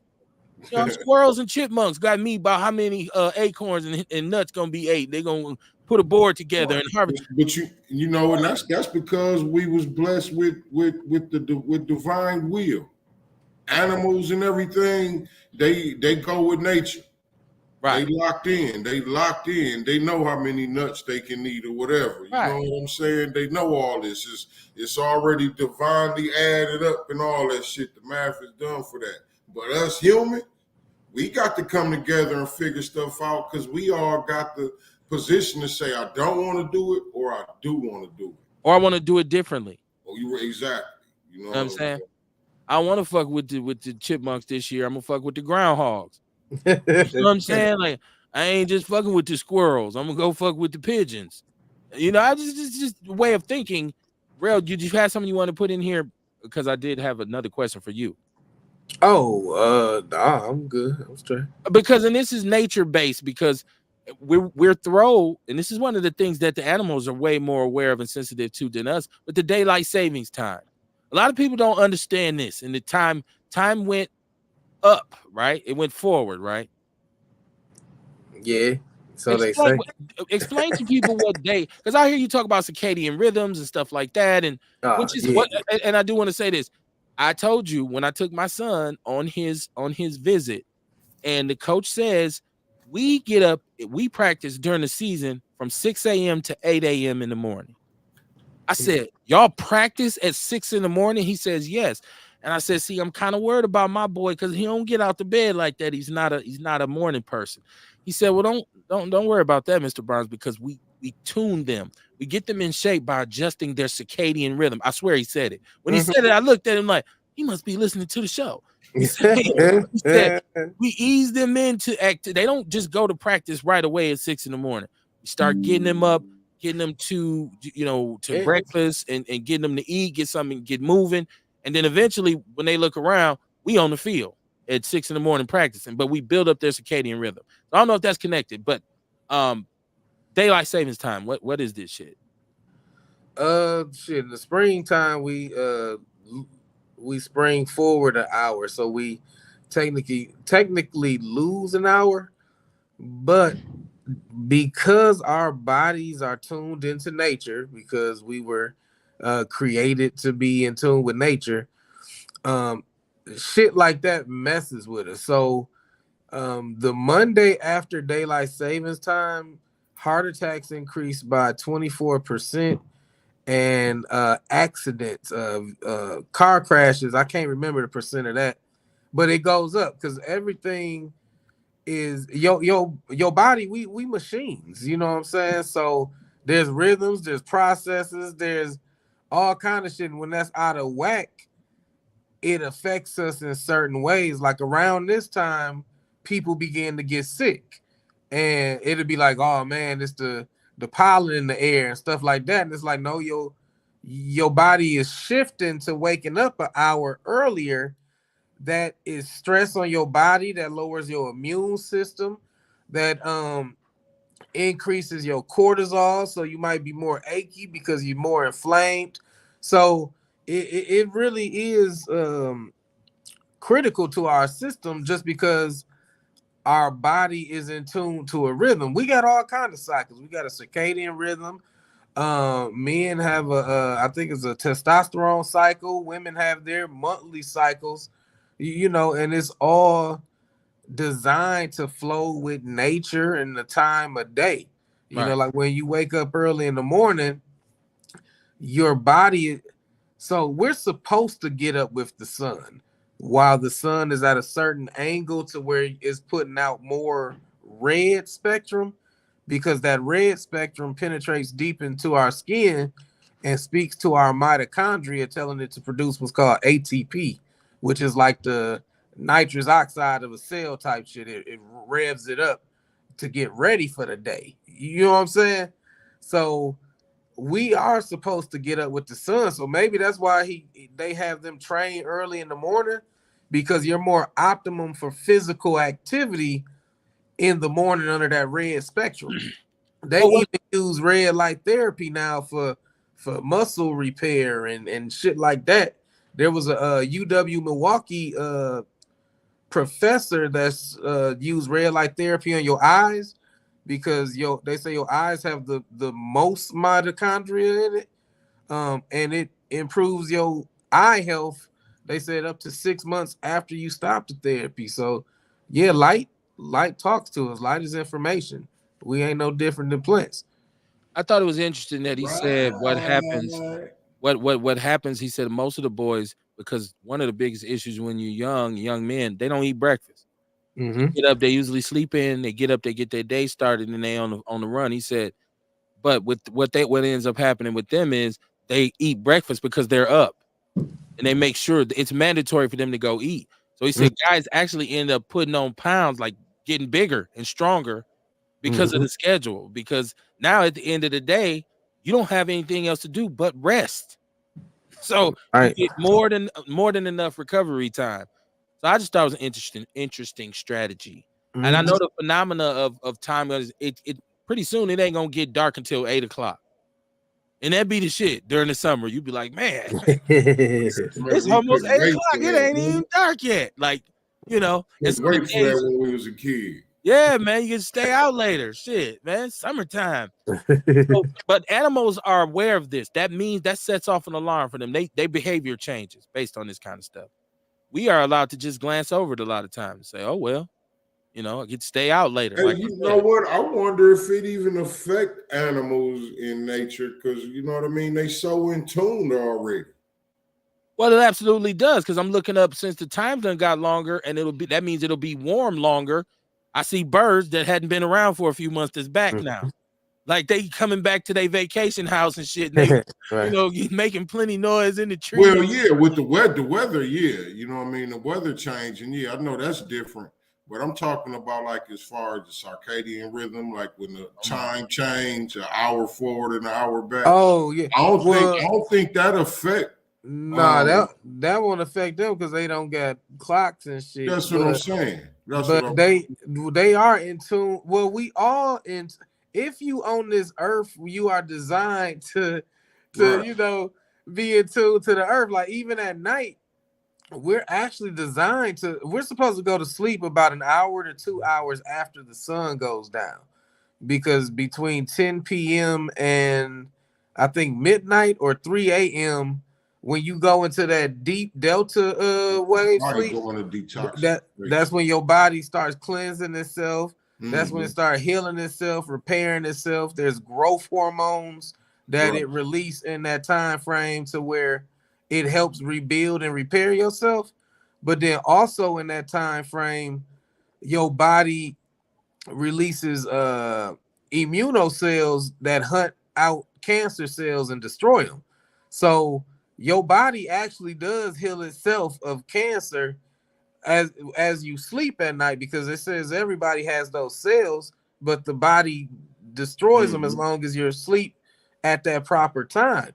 And because people don't be sleeping that proper time, and now people work third shift, that's why it's been a raise in cancer to the point where now third shift is a known carcinogen. That's why I stopped doing that shit, and I was too tired. Mama Jenkins said, yes, Kev, my parents trained us to be a good listener and speak only when we know something about it. Chantel Gwen says, sometimes you don't have to agree to disagree. She said, we are all individuals. As you say, not telling anyone how to think, just think. Just think, that's all. Because one thing about it, if we all think, we're going to come up with a solution.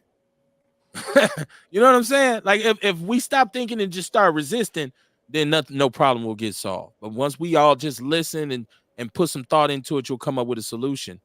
Mama Jenkins says we learned at an early age to be doers, not followers, and to solve our own problems. This is what's missing nowadays.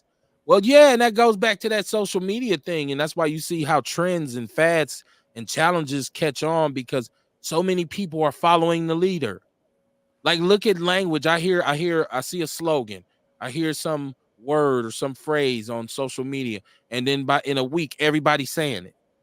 I'm from Milwaukee. Of course, I went to King. Like boom, people jump in. They following it.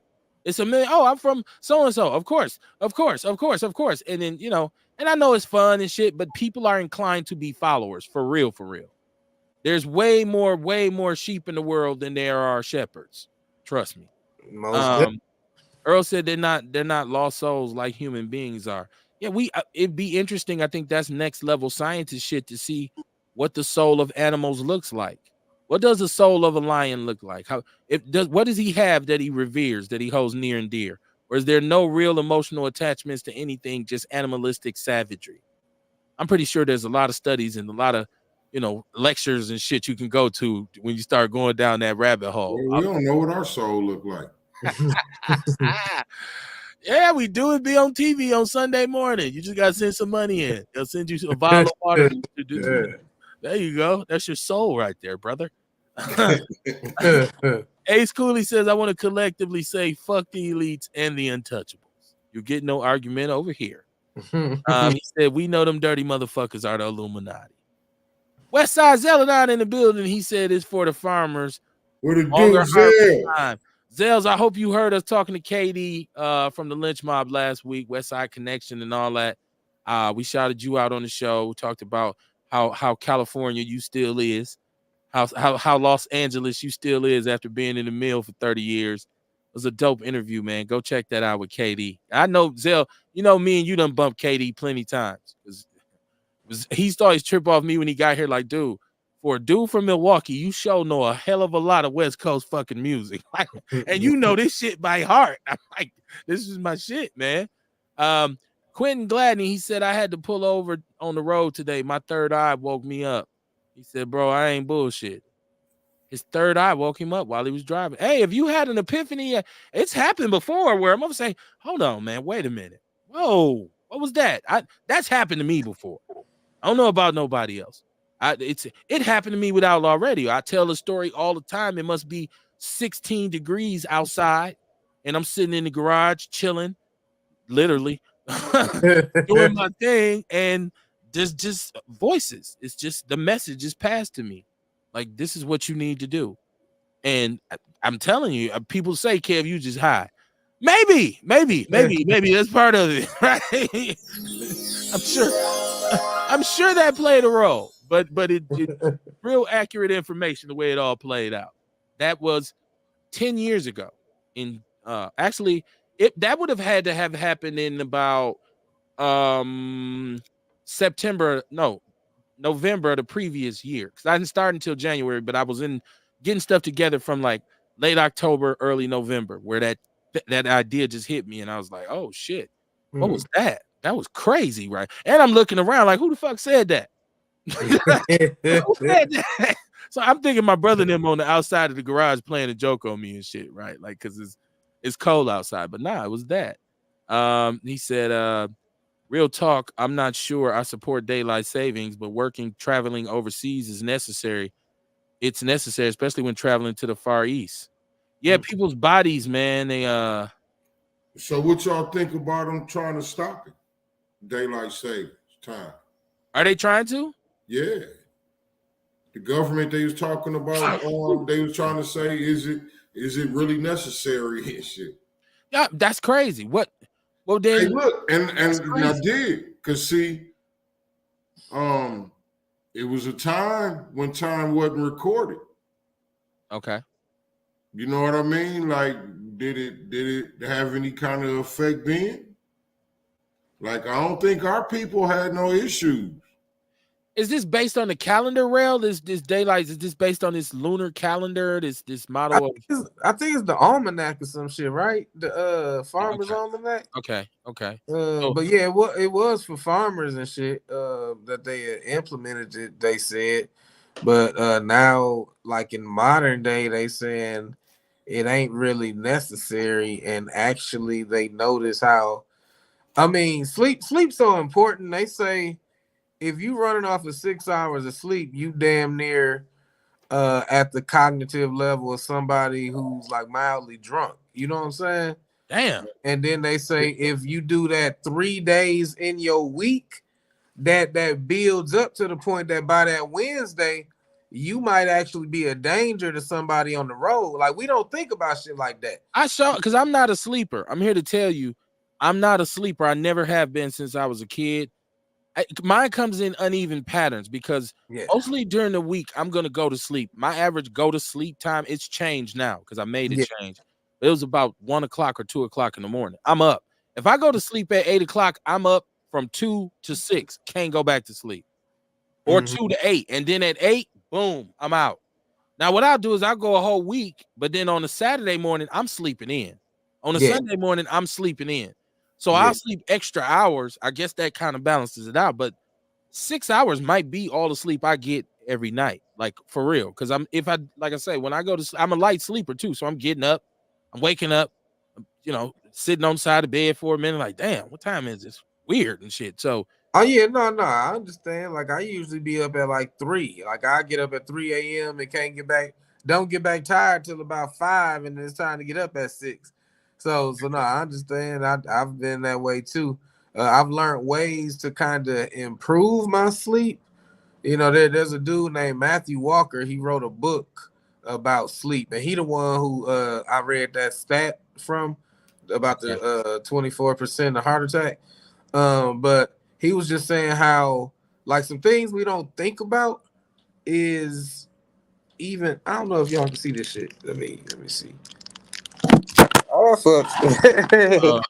But okay, so this light right here, my ring light, that's that blue ass shit. A lot of times we get the light bulbs with that bright blue because we like how bright it is. But when the sun go down, if you still got those bright ass blue bulbs on in your house, is actually telling your body to continue producing serotonin instead of melatonin. Like the darkness tells our body to start producing melatonin so that it naturally makes us sleepy when it's time to go to sleep. Right. Or if we looking at a phone screen before we go to bed, that blue light from the screen, it suppresses your fatigue and make you, because it's basically, bright blue is like noontime. So your body thinking it's noon. So it ain't even revving down to go to sleep because light is information. Well, see, I think the only thing about that is the people who go to sleep looking at their phone.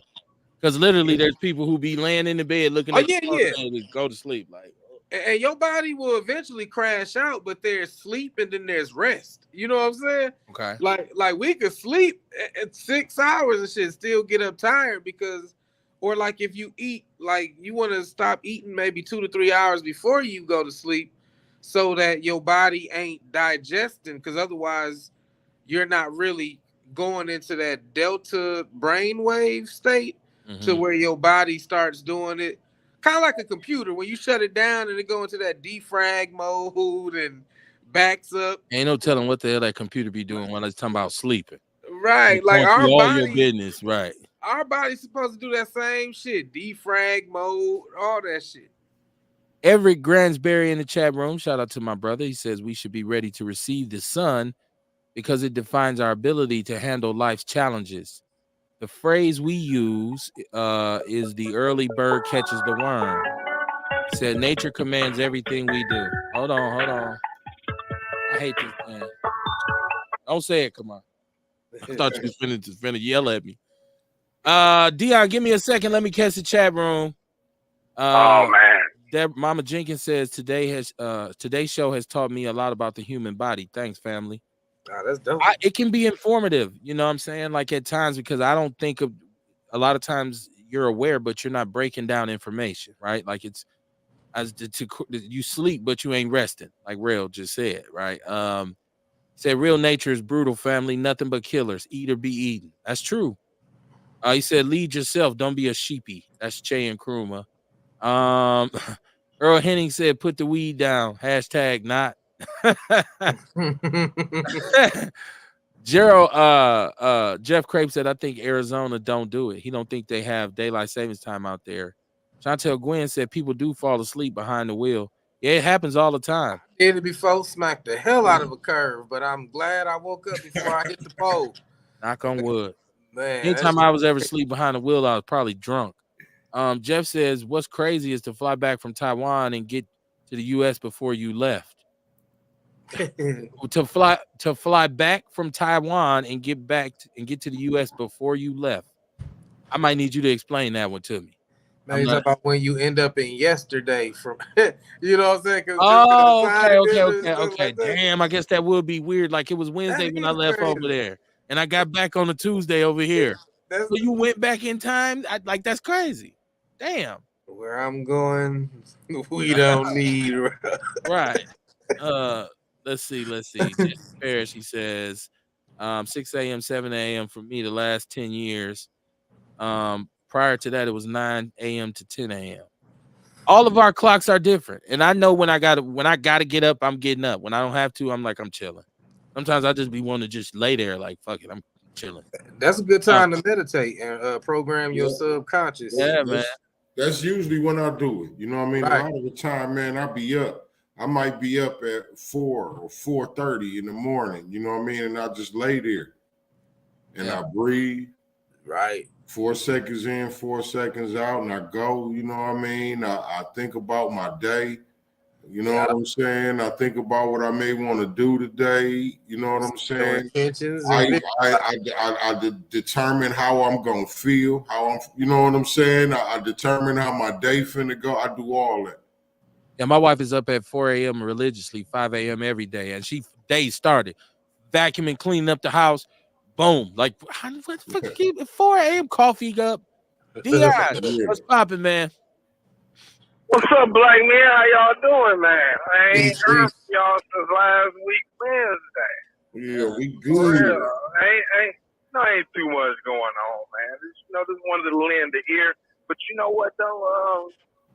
when I was talking about freedom, you know, that's a different concept from everybody, man. You know, Yeah. I think we all, as far as, you know, being black, you know, it's like it just don't sit well with me, you know. It just don't, because, you know, a lot of times I hear us say, well, we need to do our own thing and this, that, and another, but we don't have sustainability in our community, like making toilet paper and, you know, just little necessities that we get every day, you know.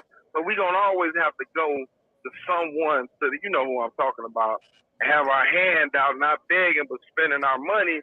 So our money is gonna leave our community, because I don't know no nigga they got they got flat screen TV where I go say, hey, but the Samsung and Vizio and LG, or if I wanted to buy, so the little things that, you know, we buy to make our life a little easier, you know, we just don't have it, you know. And I've been peeping the scene lately. I don't know if y'all noticed the last couple of weeks, but we've been having little glitches and shit. We've been having little glitches, and, you know, it's something bigger than that, you know, as far as first AT&T, you know, boom, we can't communicate. Then last week or the week before last, it was Facebook, it went down. You know, you went on Facebook, it was logging, you got to logging back in. You know, so those little things we need to be aware of, you know. Like I said, me, myself, personally, I'm not a self-sustained person.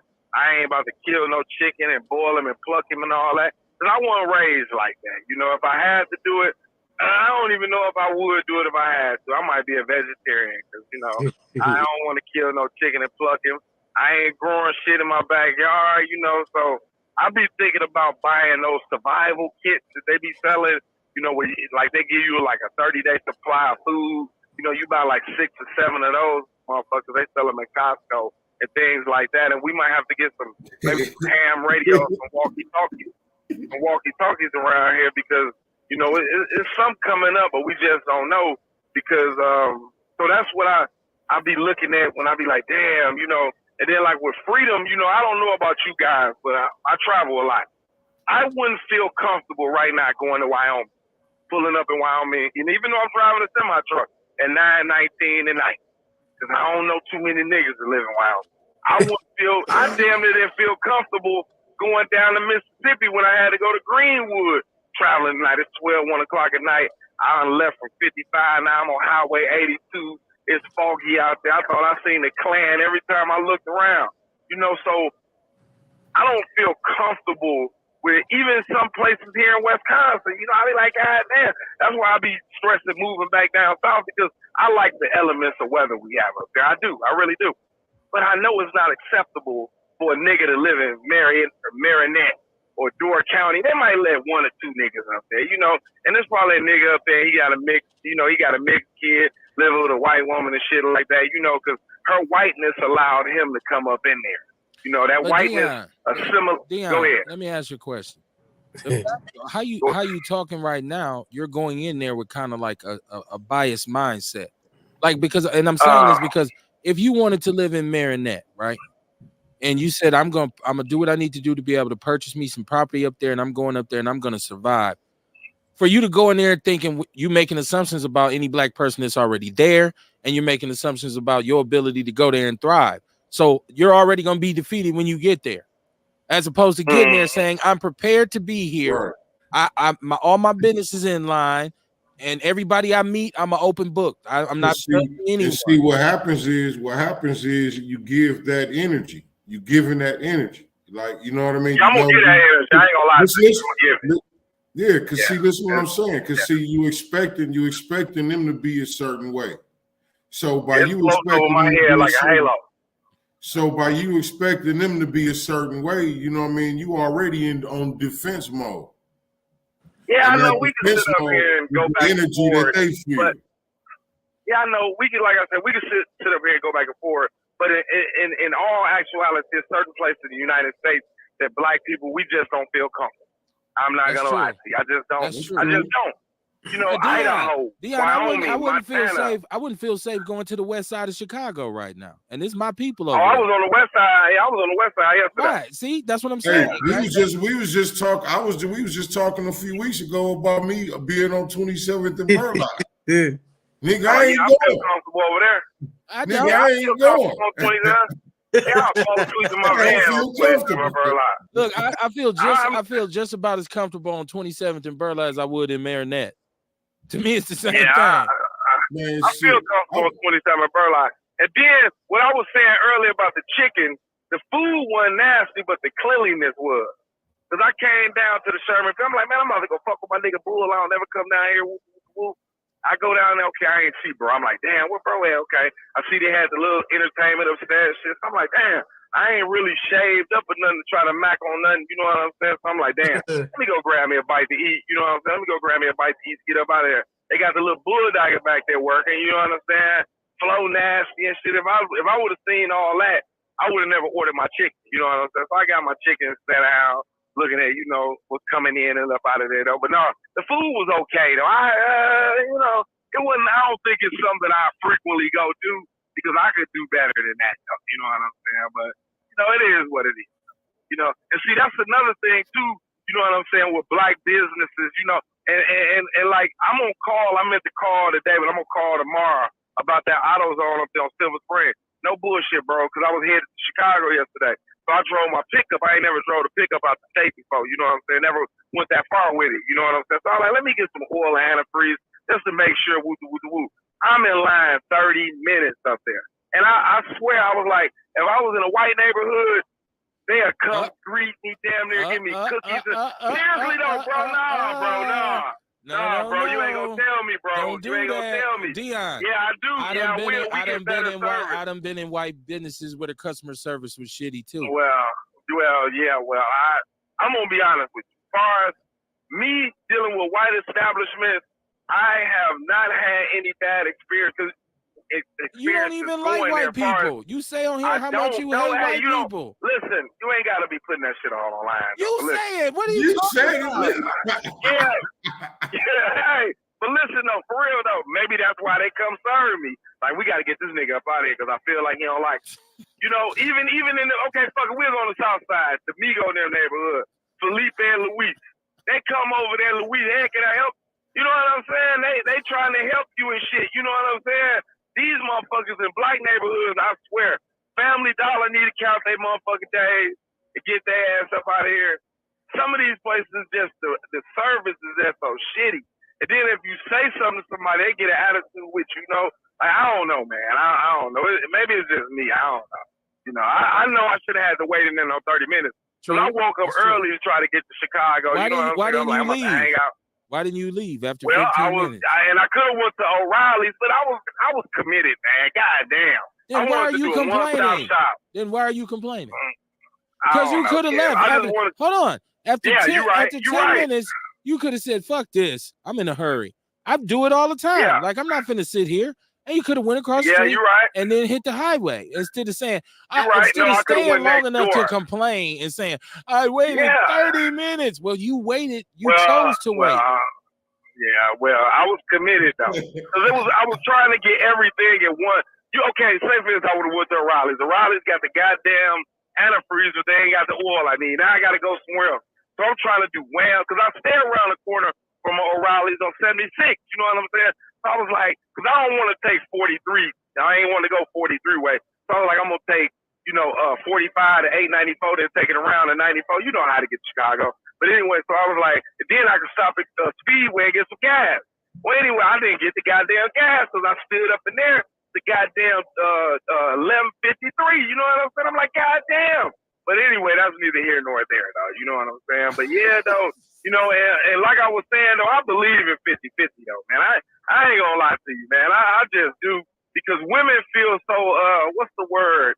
I can't think of the word now. They like mini Karens shit. They like black Karens. Like, they feel like you obligated to take care of them. You obligated to do this. Entitlement. Yeah, a lot of black women have entitlement issues, and I just don't feed off into that. Like I tell, I'm gonna sum this up real quick, and this is where I look at how the game went. When niggas was out here, when you had real true pimps and players out here, when niggas was finessing a bitch with their mouthpiece, it was a little bit better than what it is now. Then all of a sudden, when niggas got money, niggas start selling dope. You ain't have to finesse a broad with your mouthpiece no more. All you got to do is just offer her the world and say, I'm going to do this, I'm going to do that for you. And hoes was falling in line. I come from the old school where I'm going to finesse it, with this mouthpiece. You understand what I'm saying? I'm gonna try to feed you a dream and let you believe in anything, though. I tell you, it's leprechauns, fairy, tooth fairy, whatever. You know what I'm saying? As long as I'm trying to get what I gotta get. You understand what I'm saying? So I still believe that a woman should carry her own weight, because if I'm paying the cost to be the boss up in this motherfucker, you gonna do as I say. You understand what I'm saying? You gonna shut your motherfucking mouth. You gonna sit your motherfucking ass down, and I'm gonna treat you just like a child. You gonna be seen, not heard. You feel what I'm saying? See, a lot of times niggas be letting what's up, Kev? What up? How long you been single? Oh, I was told I was just in a 13-year relationship, my nigga. How long has it been since you broke up with her? She might be listening. Listen, I'm one of them. I'm one of these type of niggas, right? I'm gonna tell you like this, right? I'm gonna tell you like this. This is the type of nigga I am, right? I'm gonna find a job before I quit my other job. You understand? So you could damn near read subliminally into that, though. You understand what I'm saying? I just ain't gonna go out here cold turkey. I ain't gonna go out here cold turkey without no hoe. You feel what I'm saying? I'm gonna keep me some on the back burner, and then when I solidify that back there on the back burner, then what I got cooking in the oven, I'm gonna take that shit and throw it out, though. You feel what I'm saying? So that's just the type of nigga I am, though. You feel what I'm saying, though? But you know, niggas they be soft on them, man. You know what I'm saying? I mean, you gotta stand on the motherfucker and let them know the man, we have a place, we have a role, and that's why women be looking at us as weak now. You feel what I'm saying? Because these niggas are gay, they roll up. Let me get over, because the police right here. Let me get over in the other lane and shit. But yeah, though, you know, niggas have lost their role and shit, and we allow women to get ahead of us. You feel what I'm saying? But I'm gonna end with that, man. I love you niggas as always. I'm going to keep on listening. This is getting a little late now, because I had to go to a little town called Brilliant, Wisconsin up here, and then I'm just leaving Oshkosh, so I'm coming to Fonda like now. I'm giving y'all my 12, so if anything happens to me, y'all will know. And my nigga say he was coming through here, and woo, woo, woo, I'm gone.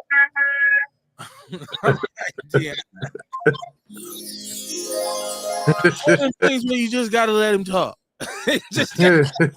There's no rhyme or reason. You just have to let him talk. Dion is Dioning. Shout out to Dion on the road in the big truck. Jeff Crape says international dateline is a mother. Tough trip. John Fletcher said facts. Chantel Gwen said everything everywhere at once. Wow. Yeah. That's what we say about the show. It's like, what do we talk about? Everything and nothing at all. Right? That's what we talk about on the show. Everything and nothing at all. He said that's how his grandparents was. I'm late, obviously. Earl Henning said I would kill some chicken, clean it, and eat it. If I had to, I would. And a lot of other people would adjust if they had to. Trust me. Because you ain't finna keep looking over in my yard every morning, you hearing it, and then you smelling it like, man, we ain't shit. Hey, Kev, because I'm going to give you a piece one night. I'm probably going to give your kids something first. But then you come over there the next day and be like, man, you might as well buy some of these little chicks, man, and learn how to raise them. I'm going to show you how to do this one time. And don't come over here asking me for no chicken after it's fried after that. Shit, my neighbor got hens. I'm watching him fuck with these hens. He done had them for like he got them about the end of summer last year. They live in his garage and shit. And I'm watching. He like, yeah, I got them. So if you want some eggs, let me know. I'm like, shit, yeah, I fuck with some eggs. But said legs. I was going to say, you know, I'm with that, but no, I can get some eggs. But no, you know, I've always wanted to like ever since I started gardening, I wanted to learn how to raise chickens and rabbits, shit, just in case I need some meats and some furs to sell or something. Look, I'm not an expert, but like I said, my family did that. I know how to do it. And I'd be willing to do it if I had to. Like right now, I ain't just in the backyard killing chickens. I mean, or shut down. I be like, I tell you, man, swoop, we gotta eat. Right. Cut that motherfucker open. My mama said you better cut that motherfucker open. Jesse said 4 factors of production. Dion. He said Wyoming is hella racist. I understand what he was saying. Like, but once again, I think there's places in our community where they feel uncomfortable. They'll tell you right now, I'm not fucking going on 5th and North Avenue. Fuck is wrong with you? Unless it's some regentrified shit. You know what I mean? Like they tell them motherfuckers go down on Brown Street somewhere. I fuck no. God damn it, I heard about it over here in Milwaukee. But white people who don't live in Milwaukee think this is the most dangerous place on earth. I heard about it down there. Yeah. I fucking man, if you ever talk to a white person from suburbs. They're like, I heard it's hell down there. They're fucking driving all up on the curve and shooting and killing. They be like, we ain't fucking with that shit. I believe in Wyoming, North Dakota, Montana, Nebraska, Iowa, Wisconsin, Michigan, Illinois, Minnesota, Indianapolis, Florida, Mississippi, Alabama. They all fucking racist. What state ain't racist? Please don't tell me Georgia, because Atlanta's there. Stop it. Ain't no such thing as a state where go to northern Wisconsin. You think your ass was in Wyoming. We're up there more now than anything, and I learned that from just going to these different schools with my son, because they play teams far away. You see a bunch of mixed kids, you see a bunch of black kids, and you be thinking, how the fuck they get up here? Oh yeah, yeah, they done fled the city. Like, I'm out of here. Fuck this shit. We live up here. Shit, I ain't mad at them. Clan rallies up north. I ain't fucking with up north. The Klan headquarters in Beloit. The headquarters is in Beloit, which is south of us. It's funny to hear black people say, I want to go back south. Last time I checked, we left that motherfucker running. Listen, ain't shit in Mississippi. And there's nothing in Mississippi. Some land. That's it. And you go down there, and what you gonna do with just some bare ass, hot ass land? You gotta have access to industry to even access the land. Meaning somebody got to come and cut the trees down, get the stump. Like, you gotta get the stumps out. You gotta find how to put down the electrical wires and shit so you can have a phone. In that black farmers group I'm in, where they be talking about that land and shit, they be talking about people that'll pay you to come take all the trees out your land and shit. I don't know what they do with it. Maybe lumber, timber, some shit like that. It's what our families call puckwood, which is basically big pine trees that they make paper and other stuff out of, right? Okay. And so somebody will come in and make you an offer if you have land, or you can go and say, I need somebody to cut this timber. They'll come and cut it. You'll get paid. But you got to have access to systems. You don't just go down there and set up like, hey, y'all want these trees? Hell yeah. You got to get your shit deeded off. You got to pay taxes on it. It's a process. It's not you're just gonna move. I'm leaving Milwaukee. I'm headed to Mississippi. You gotta have a plan when your ass get down there. Shit, you struggling out in the hills. Ain't no goddamn food bank. You will kill a chicken. It'll be somebody else's because you be done stole that motherfucker because you so hungry. Shit. Erica Hunt, how you doing, my sister? She said, what it do? Peace. Y'all share the show. Earl Henning said the hills in Mississippi, Tennessee, Arkansas, Alabama, and Georgia. Country. That's my family is from, man. That's hard living down there, man. It's good. Don't get me wrong. It's good, but it's hard living. It ain't, you motherfucker think it's sweet. You go down there and the tornado come through. You sitting out in the middle of the goddamn country in a little bitty ass trailer. That shit gonna lift you up and throw you to Kansas. You will go to see the Wizard of Oz, goddamn. Tornado country down there ain't no joke, man. Fucking floods and shit. Come on, man. There's always positives and there's negatives about anything you do, but I think you got to prepare for them both, right? Like, you got to have a plan A, B, and C. Saying, man, I need to have contingency plans. But a lot of us, my cousin down there. She said it's cracking. I ended up down there working at a car wash. Shout out to everybody working a car wash. But when you 50, you too old to be talking about you want some air freshener. I'm just saying. Let me stop because it sounds judgmental. Shame on me. He said, I'm with this brother. Things have been weird with the internet and cellular service. I saw the movie Leave the World Behind, directed by Barack and Michelle Obama. I feel like they trying to tell us something. Oh, I haven't seen that. I don't know that I trust Barack or Michelle, but I watch it. Technology fails. Like, people are tripping me out when they surprised when there's a glitch. Like, oh shit, Facebook was down. Oh, they playing games with us. They trying to manipulate us. Y'all do know Facebook was just fucking invented, right? Like, it's not that old, right? Like, there was a time we didn't have social media and we was straight. There was a time, believe it or not, I tell kids this all the time. There was a time we didn't have cell phones. Did it seem like we was primitive? Kamar, do you remember us walking around then? Like, hell yeah, I remember that. Do you remember thinking though, like, man, I wish I could bring my house phone with me. I just can't go on if I don't got my house phone in my pocket. Well, we didn't even think of it. It was the pay phone. Beepers, whatever it was. And guess what? Before it was phones, it was motherfuckers sending pigeons, and there was the Pony Express and wires. You'll be okay when the technology ain't. There's a guy named Graham Hancock, and he talks about just ancient civilizations and ancient intelligence. And what they were saying was, we always like to think that right now in this era we're the smartest that we ever been, but he's saying that 10,000 years ago and shit like that, like they're finding evidence like Göbekli Tepe and shit like that.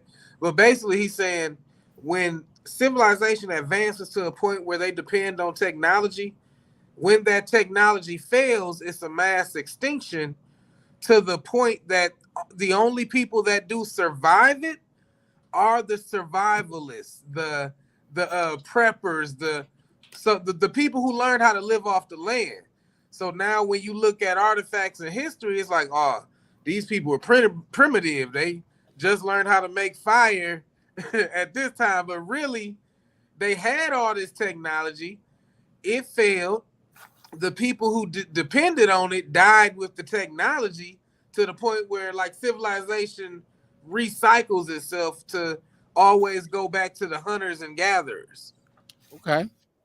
Earl Hennig said, remember what you said. He said, black women are entitled to your money. He said they are entitled to your money when you're in a relationship. LOL. You know what? You could say black women are entitled. I don't listen. Married. Let's say married. Black entitled. You're saying married black women have a sense of entitlement. I think married women are entitled to the monies that's within the house. I think they should have a sense of entitlement, though, shouldn't they? Like your wife, she should. Now, like you say, you know what I mean? Like you should, like you just meet somebody, you got a girlfriend, you know what I mean? That don't mean she entitled to what you got. It's a difference, you know what I'm saying? Yeah, no doubt. No. If we living together, we you know what I mean? We doing the damn thing, yeah. You know what I mean? Because like, what we doing it for? If we ain't both, you know what I'm saying? Right. I don't. You know what? If I made X amount of millions of dollars, and I have a wife, she should feel entitled to the money. Now, if she divorces me, I don't think she's entitled to shit. Now that's where I go at. I don't think if I'm with a woman and I'm in a relationship with her and I got millions of dollars, she's not entitled to shit. But if I have a wife and I marry her and she marries into my money, that's why you gotta pay child support and goddamn alimony, because she's entitled. She's your wife, unless you say we're gonna sign a prenup and I'm gonna tell you something about this money. You don't do shit with this money until I tell you. So basically, then you're controlling her. Right. You're manipulating her with the money. You better agree with me. I don't give your ass no money. She gonna be sneaking around on you like a motherfucker, because she's gonna eventually resent you controlling her. Yep. That's just usually how shit happens. I'm just saying. Not that I've had millions of dollars, but I've had a woman before. And I got a wife right now. And I know if I hit the lottery tomorrow, she'd be like, what we gonna do? What we finna do? Not no goddamn. And I could look at her and say, you think you entitled to some of this money? She'd say, goddamn, I've been with you 23 years, broken the motherfucker. You better, year 24 better be good. And I'd be the same way. Damn, we sure is doing good, ain't we? I turned into a coon. Baby, is we sick? How you feel? Shit. We all got, I think you have to come in. We ain't feeling too good, huh, baby? You rub your feet or something, girl. You gotta make sure you ain't all right. Feeling too good, baby. Yeah. Stephanie Bowles is laughing. I think they're all laughing at Dion, though. Dion is crazy, man. Hilarious. Dion is a true, and what's so funny is I think a lot of what Dion says is authentically him, because I think this is what goes on in his mind. So, you know, I know that there's some places where he would concede and negotiate and compromise. He ain't gonna let us know. Why would he do that? Why would he show his trump card? Ace Cooley said, Kev, that brother needs Jesus.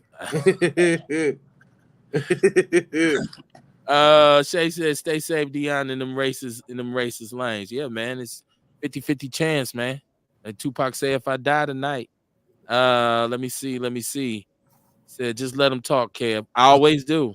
I give Dion, Dion is almost like an extra member of the show. If y'all really notice, Dion usually has his own segment, and I think we probably gonna have to just give it a name. The Mind of Dion. You know what I'm saying? Dion, what's on your mind tonight, player? Where Dion at? Yeah, you know, Dion is part of. When I tell you this brother be in the chat room before we start the show, I ain't lying. I ain't lying. Live Milwaukee, shout out to you, Live Milwaukee. Said good evening, or she. I don't know if you're, you know. Good evening, gentlemen. Have you heard about the lawsuit down in Texas? A federal judge ruled on Tuesday that the Minority Business Development Agency, which provides support to businesses owned by people of color, is now barred from providing exclusive assistance to these entities. I haven't heard about it, but it doesn't surprise me because much like when we talk about this money, this tax increase here, where they're saying no money can go to DEI activities or no preferential treatment can be given to any group of people based on race or racial exclusion. So what they're telling us is we ain't devote no money to equality. We're not devoting no money to diversity, right? None of our federal money can be spent on that. So where does that leave you? Just fuck black people. They might as well put a sign up that say, hey, you can't come in here. It's the same kind of thing, man. Once again, here's our mayor and our county executive like, this is a good idea. What the fuck, man? Nobody didn't take the time to say, man, read this shit. Mm-hmm. We live in the most segregated city in this country, and you're gonna eliminate policy that helps people who are being discriminated against. Come on, man. That's stupid. It's stupid. That's why I'm looking at this dude like, there's some more of that shit. Like way back when we talked about it, he was trying to take away that right, a right to refusing the vaccination. Right. You know, and I was upset. I'm like, how are y'all gonna agree with them taking away anything? And they were showing us then what it is. How you gonna agree with them taking away anything? And they were showing us then, Kamar. Yeah, that it ain't about us, right? Yeah, it's just like Barry Obama saying there will be no black agenda. Your lips is black. What's wrong with you, brother? It's crazy, man. That's why I didn't trust that Chevy and them was gonna do nothing when they gotten all them black folks in the office. And you ended up being correct. That's why I didn't trust your reservations were correct, right? What do you say? Your assumptions were correct, my brother. But you know, Kev, hey, you had the same assumptions. You was just giving them the benefit of a doubt. I was. And we should be able to do that. Ain't nothing wrong with that. Sometimes you got to be optimistic. But we both felt the same, though, because we know the history. We've seen this movie before. You're right. You're right. And we know what happens at the end. So, but I'm just so surprised that my people are not more vocal.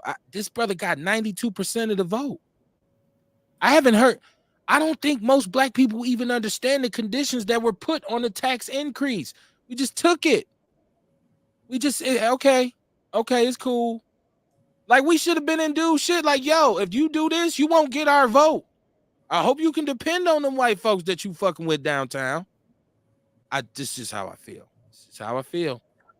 Pear said, I lived in a house with hens and got eggs. Oh, my goodness. Live Milwaukee says, same my daddy say. He said, it's good to own, though. Yes, it is. That's what, so he's talking about Mississippi. Yeah, but it's good. It is good to own it. It is good to have ownership in anything. Like I said, I've been fortunate enough and blessed enough to have inherited land down there from my parents. But at this point, I'm not doing anything with it. And it's me. People say that's your fault. It is me. It is me for not going down there, being enterprising, saying, let me do this, that, and the third and whatnot and what have you. You know, at this point in my life, that's just not my bag. If given or presented an opportunity from a family member who was down there or some in regards to that, and if they said, hey, cuz, let's and it was a good, solid business plan, I said, let's roll with it. Now we can start generating wealth for our family. But we ain't that together. I'm going to keep it a buck with you. We ain't that together as a family. Shout out to all my family, but some of y'all don't even talk to me. And you sure don't listen to Outlaw Radio. So what? I'm bringing my family shit to the show. We told you about all your personal shit in the show, kid. Said nobody digs. He said Morris doesn't dig it, and neither do I. I always wonder why he said that to Prince. Prince should have been like, fuck Morris and you. He said because it's trees that make paper. That's right. It's lumber. It's wood. And, you know, it takes years to grow. But when now don't get me wrong. I've received a check before from the land. Like we sold some wood. Here you go. Whoa, shit. My mother was a buck with that shit. Here, y'all got this part of y'all here. Boom. You take one. Shit. I'm finna go to what's the store? Bouchard's when it was downtown. Give me some Havana Joes and a Pelly Pale denim suit. I'm going out tonight. I'm gonna be in the Matrix. You know what I'm saying? That's how old I am and shit. Man, I used to love seeing Havana Joes, man, and the different colors with the button-up shirts or the Coogee sweaters. Come on, man. I was always partial to the black ones. Something about the black ones with a nice crispy pair of jabots and, you know, like you said, slick button up and have my little chain swinging and the pinky ring on. I thought I was in UGK. You couldn't tell me shit. I was Pimp K. I was Pimp K. I wasn't Pimp C. Look, man. Right. Riding my little Cadillac with the top back and shit. Diamonds up against the wooden wheel. Yeah. It was the early 2000s. I wasn't always in dad mode. Wyoming is a KK state. I'm directly south in Colorado. KK's. What's not a KKK state, though? I just said the headquarters is in Beloit. We in Wisconsin. What's not where? Somebody tell me where in America is this place where racism ain't touching you, where black people just free and every other Wednesday is Negro Wednesday. I mean, you let some of these people tell it there's a Nirvana somewhere. I think your perspective has a lot to do with where you are and whether or not you're flourishing there or not. Your perspective is everything, right? Like, how do you see it? Are you really computing or are you just there? And sometimes you need to change your environment to be stimulated, as they say. So there's nothing wrong with that. And the people you associate with, like, I mean, my whole group is like, because when people be like, it ain't nothing to do with Milwaukee or Milwaukee dangerous and stuff like that, I think about Sherman Phoenix. I think about Honeybee Sage Wellness. I think about the Coogee Chocolate Collective. Like, there's motherfuckers doing shit positive. Like, there are events. My cousin, I think, about to do another melanin gala. My cousin Grace Cole. So they always doing shit with higher level people. It's just you gotta be in the know to get in those, to know what's going on. Or how about you just got to be really into that type of energy? Right. You're gonna align with it. Like if you say ain't nothing positive, but you probably ain't know nothing positive. So you don't know nobody positive doing nothing positive. You know what I'm saying? Or if you do know some people doing something positive, go hang out with them. There you go. Go be with them. That's what I'm saying. Like, I remember on our anniversary a couple years ago, we went to Bartolotta's way out on 100th and I don't know, 100th and for fuck's sake. It's a big time restaurant, right? And it's expensive and it's premium. Now people say Mr. B's, no, Bartolotta's Steakhouse is way out, right? And premium joint, right? Whole deal. Everything ain't no entree on the menu under $45, right? Salad is goddamn $35 for a salad. But my wife and I are sitting in there eating, we, chopping it up about our 20th anniversary or 22nd or whatever it was. And I'm looking around, I'm seeing black couples coming in. They coming in and they are familiar. The people are familiar. Hey, how y'all doing this week? Come on over. I said, okay. So it's brothers and sisters out here, couples. People came in with their brothers and sisters came in with their kids. So we are together. We are making moves. We are doing things. But you're not going to see that and have it be popularized. They're going to show you the bullshit. And if you fall for it, then you're lost. You know what I'm saying? Right. Live Milwaukee said it's how white folks initially stole the land by contracts after they cut the trees for so many decades. The timber company will take ownership. Well, I know there's some tax situations where if you don't pay the taxes on the land, they can seize it. We had a situation with my family where some land was directly taken from my family, and there's awareness of who the family is, and it's a legal issue that's ongoing. So they just took it because it's Mississippi and they was white. Fuck it, let's take it. Yeah, real shit. And they do that because a lot of times when they do it, we just take it. We just say, okay, well, I guess it ain't nothing. Ain't nothing I can do. It just let them have it. I don't want no smoke. He said Wisconsin hella racist, like the 49. No, America's hella racist. Idaho is the headquarters now. That's a good place to put it. Live Milwaukee said better to learn to adapt with climate change. No one will be immune. Ooh, shit. Y'all get scary on this show. Mama Jenkins said, you so right. I don't want nothing down there. Yes, we make money when we get our trees cut down, but I don't care what the hell they got down there. I ain't leaving Milwaukee. 414 against everybody. That's my thing, Mama Jenkins. Y'all let me know when y'all start selling some of that land. You know? My brother would launch a small scale assault on me if I attempted to sell anything. That is his dream, to go back down there and forage the land, pour water in Mississippi. Mississippi is the poorest state in the union. Their education system is one of the worst. One of the worst. Ace Cooley said, that's not what I'm saying, Kev. I'm saying something is coming, but we don't know what it is.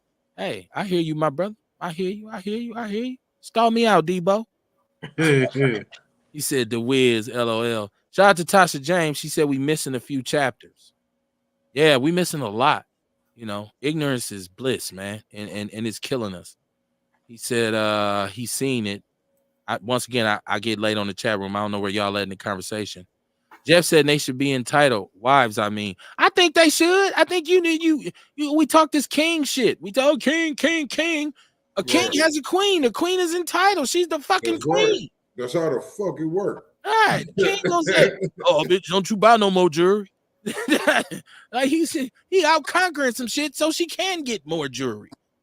You know, as long as it doesn't go too far, if it becomes all about material, then the relationship usually will dissolve. But if I'm doing well, and this is one thing we have to remember, if you as a man have a family, there is a shitload of satisfaction of providing for them. I'll tell you what kind of man you are if you don't feel that satisfaction. It feels good as hell. It feels good as hell to go out and be able to come home and say, yeah, daddy went and got the food. And that's why I get so much enjoyment out of grilling. Man, fire food.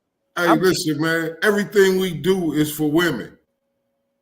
Everything we do is for women and our families. You know what I'm saying? First the women, you know what I mean? I be out, man. Every time I do something dope, I feel like I do something dope. I make some kind of accomplishment. You know what I mean? I get these, I can't wait to come home to show. Oh, wait till she see this. Look, wait till, you know what I'm saying? Man, come on, man. That's what it's all about. If you have children and you have a woman at home and you don't enjoy providing for them, then I would say you shouldn't be there. Because that is part of it. I'm extremely proud when I can say to myself, because I'm not looking for no cookie or no medal, when I can say, yeah, I went and bought some food. I got that shit together, cooked, fed everybody satisfied. It's like why I used to enjoy Christmas, because I see my kids and we got gifts everywhere. The kids running crazy. Ain't nobody get me shit. I'm sitting back happier than them. I'm so happy, man. Look what I did for my motherfucking kids, man. That's what I'm saying. Like, you don't even listen.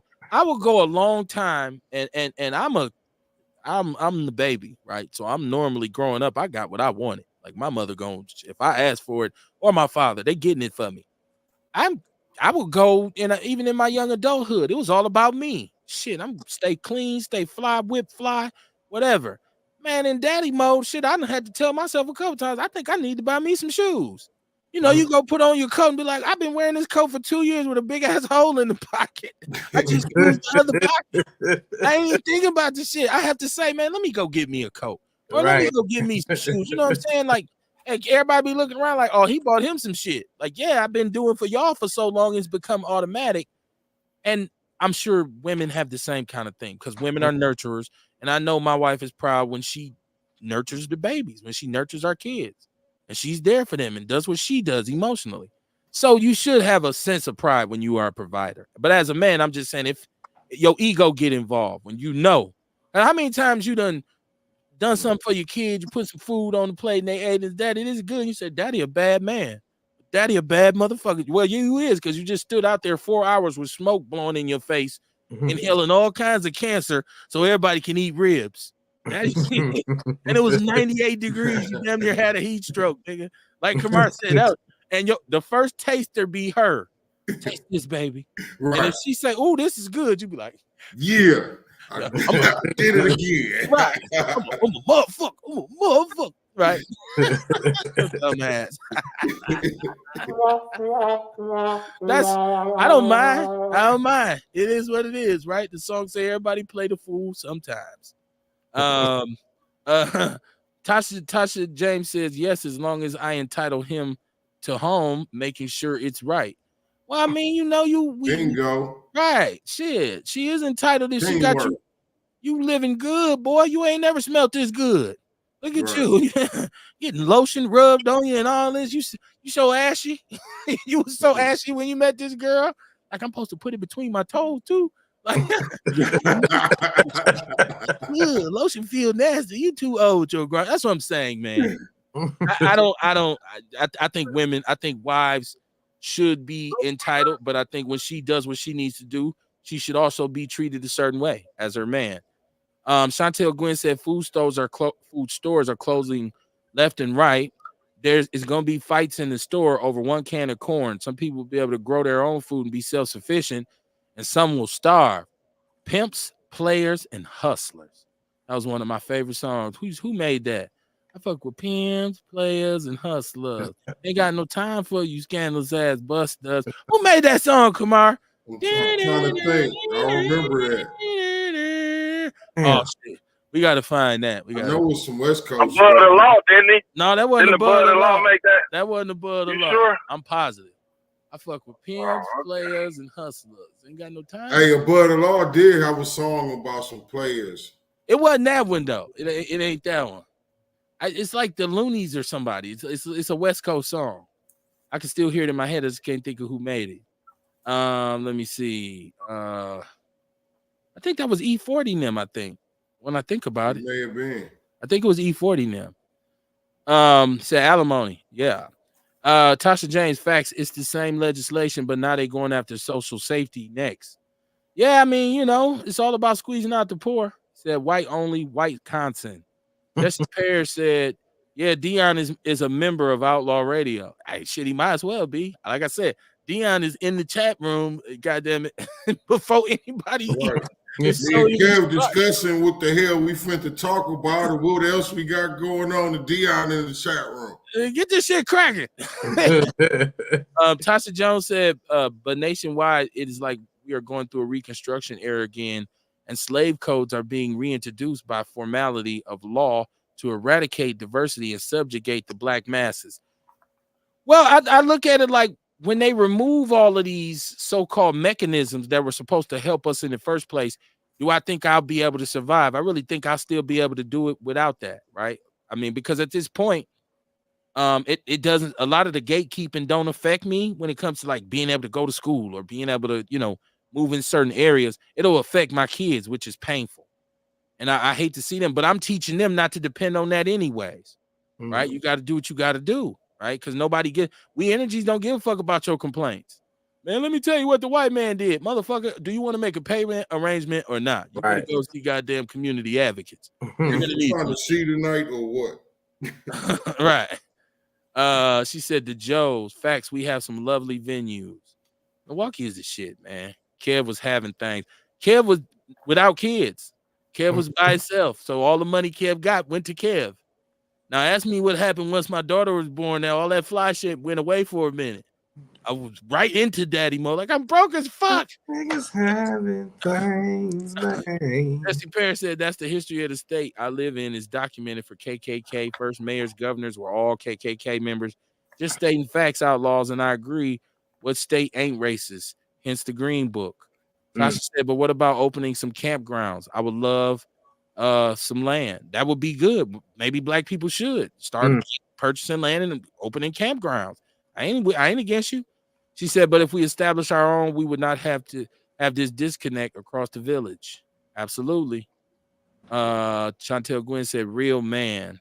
Ace Cooley said, after watching what happened to Tyrese, the next time I get on my knees, it'll be asking to go with me. Shit.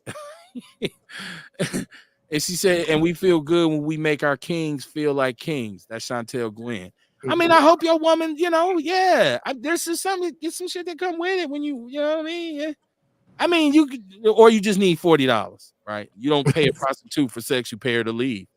40. All right, $40. Dion said it. Let me let me see. Tasha James said, as a landowner, you have a say. He said that was be legit.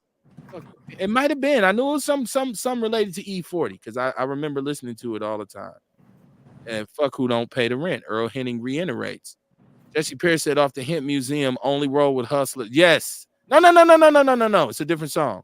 I know what you talking about. I only rest with them hustlers off the Hemp Museum.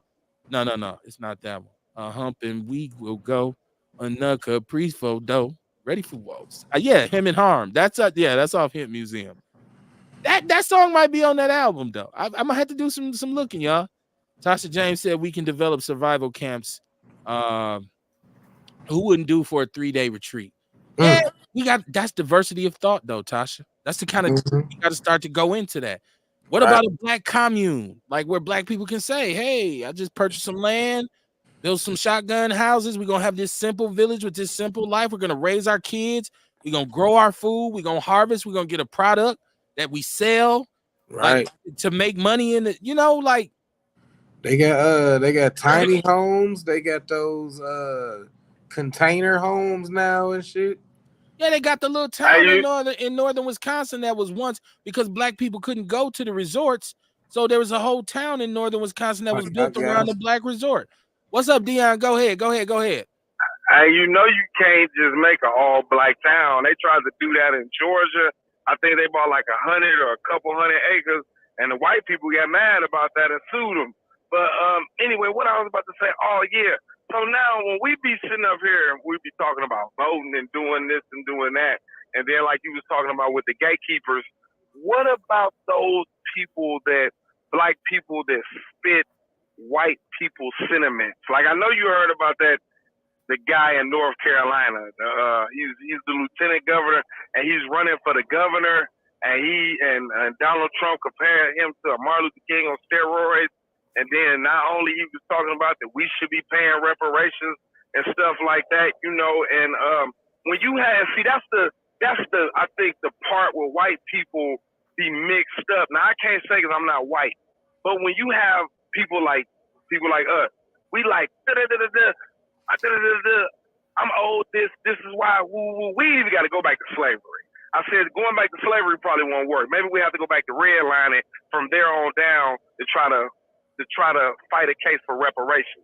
But then when you got people like him and other people, Clarence Thomas and other blacks and people of color, black people, and I ain't gonna need to say people of color, but other black people to be like, well, there is no such thing as racism, and that stuff ended years ago. And this is America, one of the greatest countries in the world, and you could be whatever you be. Then you got the white people cheering for them, like, but and all right, I mean, I'll be sharing things on your platform or People's Network where they be interviewing Trump supporters, and I really truly believe that in a white person's mind that things aren't as bad as it once was.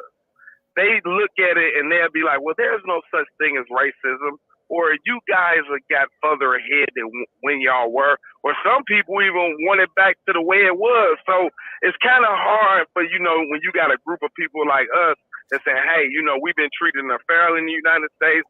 This is what's going on with the criminal justice system, the red line as far as property, where I wasn't allowed to buy property, then it kept my kids from going to certain schools. But then you got other black people that look like us and be like, well, there's no racism, and I was able to get out here and make it without affirmative action. Look where I got it. And everything, the reason you ain't where you should be because of your laziness, and it's a fault of your own. So I'm going to hang up, and I don't know if you're familiar with the guy in North Carolina, I know who you're talking about. I know you're talking about, but here's the deal. Kill them niggas. I don't give individuals like that no light, no attention. I'm being honest. When I see a black person who talks like that, I'm walking away from them in sight, in sound, in thought. I'm not even going to entertain them. And whoever the voters are out there, black voters out there, need to act accordingly. They need to make him pay at the ballot box. It ain't no need making no big noise about it. Oh, you call, you coon, you Uncle Tom. No, no, no, no, no, no, no, no, no, no, no, no. You just won't get the votes. That's it. It's just like if you got a bad business in my community, ain't no need on me carrying no sign in front of your store and close you down. No, we're just not gonna spend there no more. I bet you will close. Yeah, I think he might win though, because this black people, we deer almost ran in front of my goddamn truck. We real loyal. Yeah, I know. That would have been the worst night of ever, man. I gotta pull over and call Don't do these it on people. the air. Shit. Hey, what I was about to say, then, us as black people, we want to be loyal to black people. So I don't know. He might win though, but then but he's not black. Then, but he's not black. I've he seen. He is black. No, he's not. He's giving it up. He's giving it up because he is chosen. I'm confused. He's chosen to take a perspective that's not of the black man. He's counterproductive to us. He is not one of us by his own choice. See, biologically, I can't take it from him. But if you're a person of color and you don't deal with black people and you don't care about black people issues, and you don't procreate with black people and you just have no use for them, you're no longer black. You're no longer black. You gave it up. I didn't take it from you. You gave it up. He's giving it up. So the error of his ways would be when he does have a nigga moment to then come back to us and expect some sort of help or support. And in that moment is when we should say, no, nigga, you ain't black. That's how you teach that lesson. I'm just being honest. And it never fails when one of them gets defrocked. Here they come back to us. And we looking at them like, you who? We don't fuck with you, bro. Go ahead. You gotta kill him. Right. Kill him, nigga. Yeah, you know who I want to get defrocked or whatever you call it so bad is David Clark. Oh my God. He need one of them you a nigga moments where, he spit all this rhetoric and talk bad about black people, and then he need one of them most stinking ass, racist ass hunkies to be like, you ain't nothing but a nigger, boy. You hear me? That's all you ever be is a goddamn nigger to me. Now I'm telling you, back in the day we was cooking. Who says he ain't had that moment? I don't know. Right. He may have already had it. I mean, and still love the white man. God, and still Lord love him. And still love him. God, that's that Stockholm syndrome right there, boy. Bosses. Oh, you want to lick the sweat off the God, Lord have mercy. I couldn't love the white man like that. On the real. I think they the worst thing God ever made. Well, hold on. See, now, Dion, you just said you didn't want me to put you out there like that when I said you don't like white people. Now here you go. You know what, though? The thing about it is I'm not racist. Yeah. I just understand. I look at the atrocities that have been done. And not only have the atrocities been done to us, but around the world. See, that's the thing about it is their tentacles only don't stretch from here in the United States. It's around the world, man. These people just are some savages. Like, I look at them, they sit up there and they be like, oh, black people, this, that, and other. But just about, 50, 55, 60 years ago, y'all was kicking niggas in the ass. And matter of fact, in the late 80s, when they didn't want black people to be bussed out to Bayview, they was out there acting ugly and gnarling and showing their teeth. See, that's true white people right there. You know what I'm saying? These, Marjorie Taylor Greens that get on there, and that bitch crazy, man. I be looking at some of her stuff on there. Woo! Lord, them Trumpers, boy, them motherfuckers dangerous.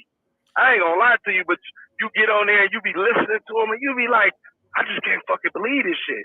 You damn near almost get hypnotized. Like, did he really say that? Did he really? Like, I don't know. Like, I ain't lying to you. Like, it gotta be something like no bullshit, Kev. I'm not bullshitting. I be listening to that shit and like I almost get hypnotized and mesmerized by it. Like it's some type of subliminal message in there, and it's not saying what it's saying, but it's saying something else. And then I get hypnotized and like I gotta shake myself up out of it. And it's like, what the fuck? You know what I'm saying? Like no bullshit. Like I'm gonna send you some stuff, but I just want you to listen to it and just keep listening to it and just watching it. And you be like, these motherfuckers. I would prefer not to be hypnotized. Seriously though, you be like, this man said, this man is like, we always, well, not say we, but America, They hated communism, but now they want to be friends with Vladimir Putin. And Russia was one of our biggest enemies, but because and then now you don't hear they don't have no policy. All they know is just we want to make America great again. And no, they still at odds with Russia. Trump is cool with Putin. America still at odds with Russia. America openly supports Ukraine in their war. They're not friends with Russia. I mean, but we talking about I'm talking about the Trumpers now. The Trumpers. Oh well, yeah. And, you would hear them talking, and then you'd be like, "Well, he's not such a bad guy." And they was like, "Well, everything that they did was a lie," and then QAnon, and man, I'm just getting dizzy thinking about this shit right now. Just trying to drive and keep my eyes open.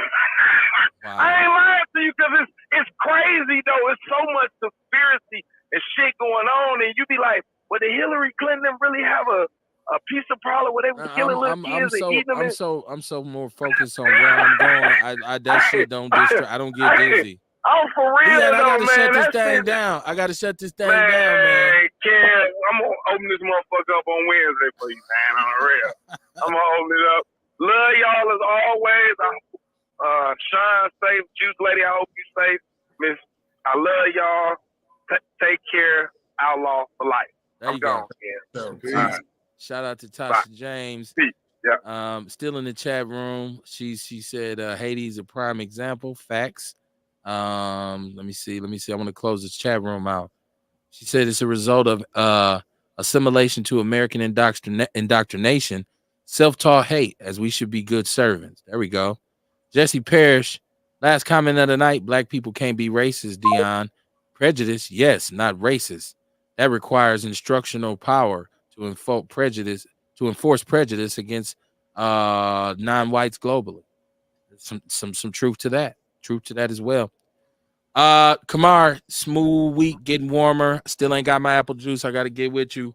What else you got going? House of Vitality. What's the hours? What's the deal? Tuesday through Saturday, 11 to 7. 11 to 7 Saturday. Make sure y'all come up. It's the blackout weekend, so it's gonna be a bunch of vendors in there. It's gonna be going down this Saturday again. That's what's up. It's getting close to garden season, and Rel had discussed wanting to have a show where we discuss it. I think we can fit it in Wednesday, because I want to get an earlier start this year. My wife and I were just discussing it. Like, we got to really get things, because I want a more bountiful harvest this year, because last year was good. Yeah. And I won't mind. I want it to be, and it's got to be better planned and all this kind of. We kind of did it on a whim last year. My wife is already like, we need to start germinating seeds instead of going to buy the little plants and all that. So we have, so that's beginning. Real. What else you got going this week? Oh man, still getting this upstairs together. I got that backsplash up. It's looking good. Got to do this counter now and then the flow, and that'll be good. I got 6 different wines brewing now. I got a strawberry going. I got a strawberry mango. Then I got the usuals, the cranberry ginger, the apple cinnamon, and the white grape. And then I got what's the other one I got? A grapefruit one. Okay. So yeah, man.